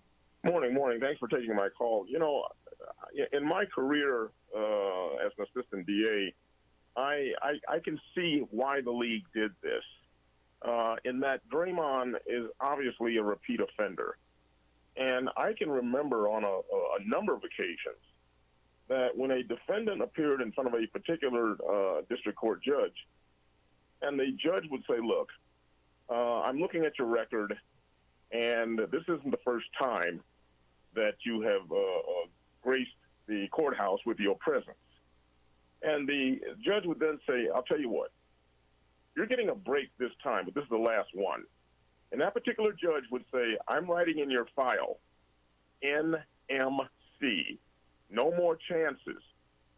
And the court would then explain to the defendant and the defendant's attorney that what this means is if your face comes through these courthouse doors again on a probation violation, you are not going to receive the benefit of the doubt. No. You are going to have to do the rest of your time that has been presently suspended. And so I could see exactly why the league took a similar approach, the exact approach, if you will, with Draymond Green, that he has prior history. And sometimes that history comes back to bite you, particularly if you have not learned pursuant to the consequences of your actions before. So obviously the league decided that they needed to come down hard. And I just wanted to say that I've seen that happen. I've told defense attorneys that if your client's file comes back across my desk, I will look at that like the chance that I gave your client before, I was played, and I don't take kindly to being played. So therefore, I will seek incarceration time. Anyway, I've taken up enough time. Thank you for taking my call. I'm out. You best not play with Adolph. He's coming down. But you best not play with the NBA. And that's why I'm not mad at the situation. I can't sit here today and be like, how could the NBA do this? They're changing a series. They're asserting themselves into a place where it doesn't need to be. We need the best players. We need those players on the floor. Well, don't do that. Yeah. Like, that was an action. You're an agitator, Draymond. You lost an agitation war to another one in Sabonis. He got you to break. You could have ripped your foot out, done a little bit extra, gave Sabonis a little bit on the way out. That would have made your point. But then you going through the process of stepping on him, the jump, and then trying to play it off, and we all know that you're not playing it off, man. No. You can rip your leg out of that situation and move on. That's why I don't feel sorry, and I'm not all up in arms that the NBA has suspended Draymond Green. There's a lot of people kind of going over, figuring out ways to say, well, where did you want him to place his foot? Like, and that's kind of what he said, right? Like, well, in that situation, where am I going to put my foot? Not on the guy. Like, you're not on the guy. I get it was an awkward kind of position, and even if you do put it on him for a moment, like, you don't stomp on him and then have your whole body propel upward into the air.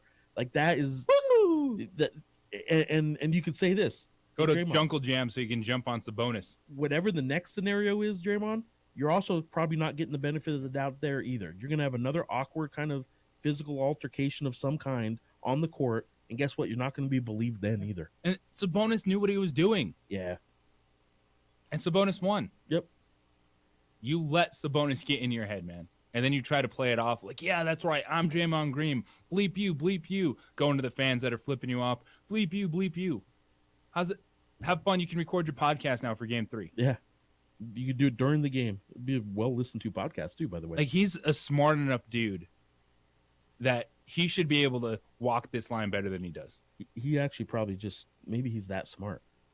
Maybe he knows exactly what he's doing, because his podcast, if he blow up, if he did a live stream during Game 3, Manning brother style, Draymond Green cast for Game 3. Oh man, this guy's playing chess, and we're all over here playing checkers. Like he thought this one through. I don't think he thought this through at all. No, he just thought, hey, I'll get away with this. Where am I supposed to put my foot? Terry is in. He hit me up, jj@sportsanimalabq.com on the email, talking about player movement. And he says some players are told you can stay but won't play. Others told they can stay but taking scholarships away.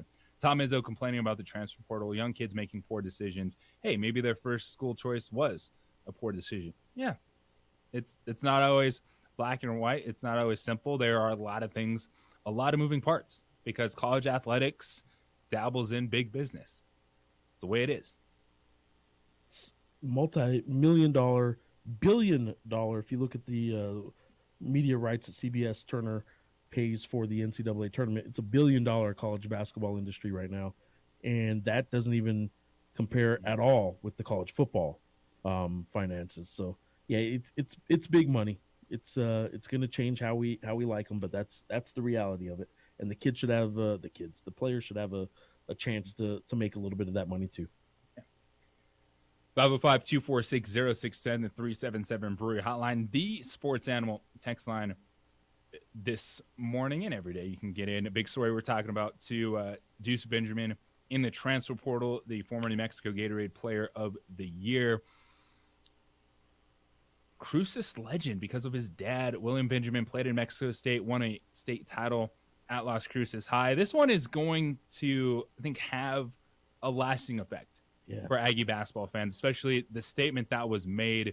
And Jeff, you wrote a good story on this in the Albuquerque Journal, but this is going to be one that might sting Aggie fans for a little bit. Yeah, it'll stick, and we'll see how it plays out, because this isn't one where I think even Aggie fans can all kind of unite together and say, people are out to get us, or maybe the Albuquerque media is out to get us. There was some of that went on after the shooting last year. It's a whole nother can of worms we can discuss at some point, but this is going to be one that Aggie fans are going to be divided, because I don't think Aggie fans will be united in how this one went down. Some of them will be loyal to the local kid and to, man, we should have found a way to keep him, to William Benjamin. It's his son. He's a Hall of Famer. He still coaches high school basketball in this state that you need to recruit from. All of that's part of it. The other part is, look, the program needed a turn of the page. They brought in a coach to do it. Let him do his thing. Was it his choice is the whole other part of this too. But let the coach make his decision. He was brought in to turn the page on this horrible season. And if that's what he decided, we have to give him that right to do that. So it'll be interesting to see how Aggie fans remember this over the course of the next 12 months or so. Yeah, and the line that's going to stand out from the statement that Deuce put on his social media is, he wrote, quote, adding insult to injury, Coach Hooten recently informed me that it would be in my best interest to continue my education and basketball career everywhere. So that's going to be the thing I think Aggie fans pick up on, because if you're if you're going to bring anyone back, someone that hasn't had fingers pointed to them, it's the redshirt freshman, it's the local kid, New Mexico Gatorade Player of the Year, that I feel like that would be the good story to help rebuild New Mexico State basketball. Well, it's going to be a different story for Juice Benjamin, and I hope it's a good one. I hope he is getting D1 interest, by the way, real quick. He is getting D1 interest, and he will be on a Division I team on scholarship. He'll be fine basketball-wise. And the Aggies, they got the rebuild.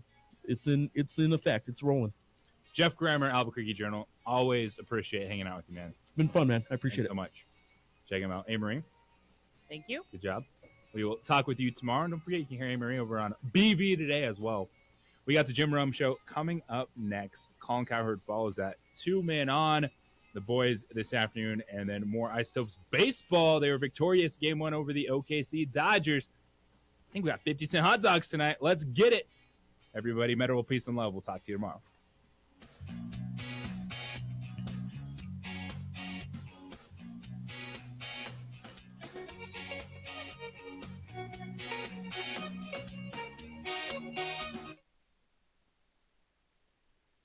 We would like to thank the following sponsors for making this broadcast possible.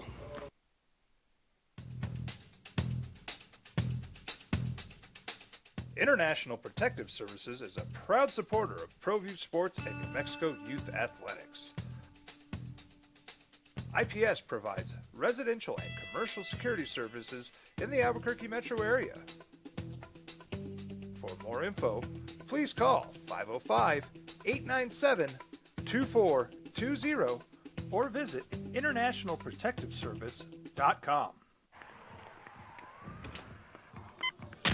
These are more than just the sounds of a safe place to go after school. These are the sounds of interest being ignited and of mentors making an impact. At Boys and Girls Clubs, we don't do just one thing. We do whatever it takes to meet the needs of every kid who comes through those doors. Because whatever it takes is what it takes to build great futures. Great futures start here. Sometimes it's the small things that make life easier, like never worrying about being declined at an ATM when only cash will do. With You're Covered from US Eagle, we'll cover you, even if the money's not there. That's a good feeling. And we do it with no extra fees or penalties. It's called trust, and we think that's important, especially if we're asking you to trust us. At US Eagle, that's just part of what it means when we say people mean more. We would like to thank the following sponsors for making this broadcast possible.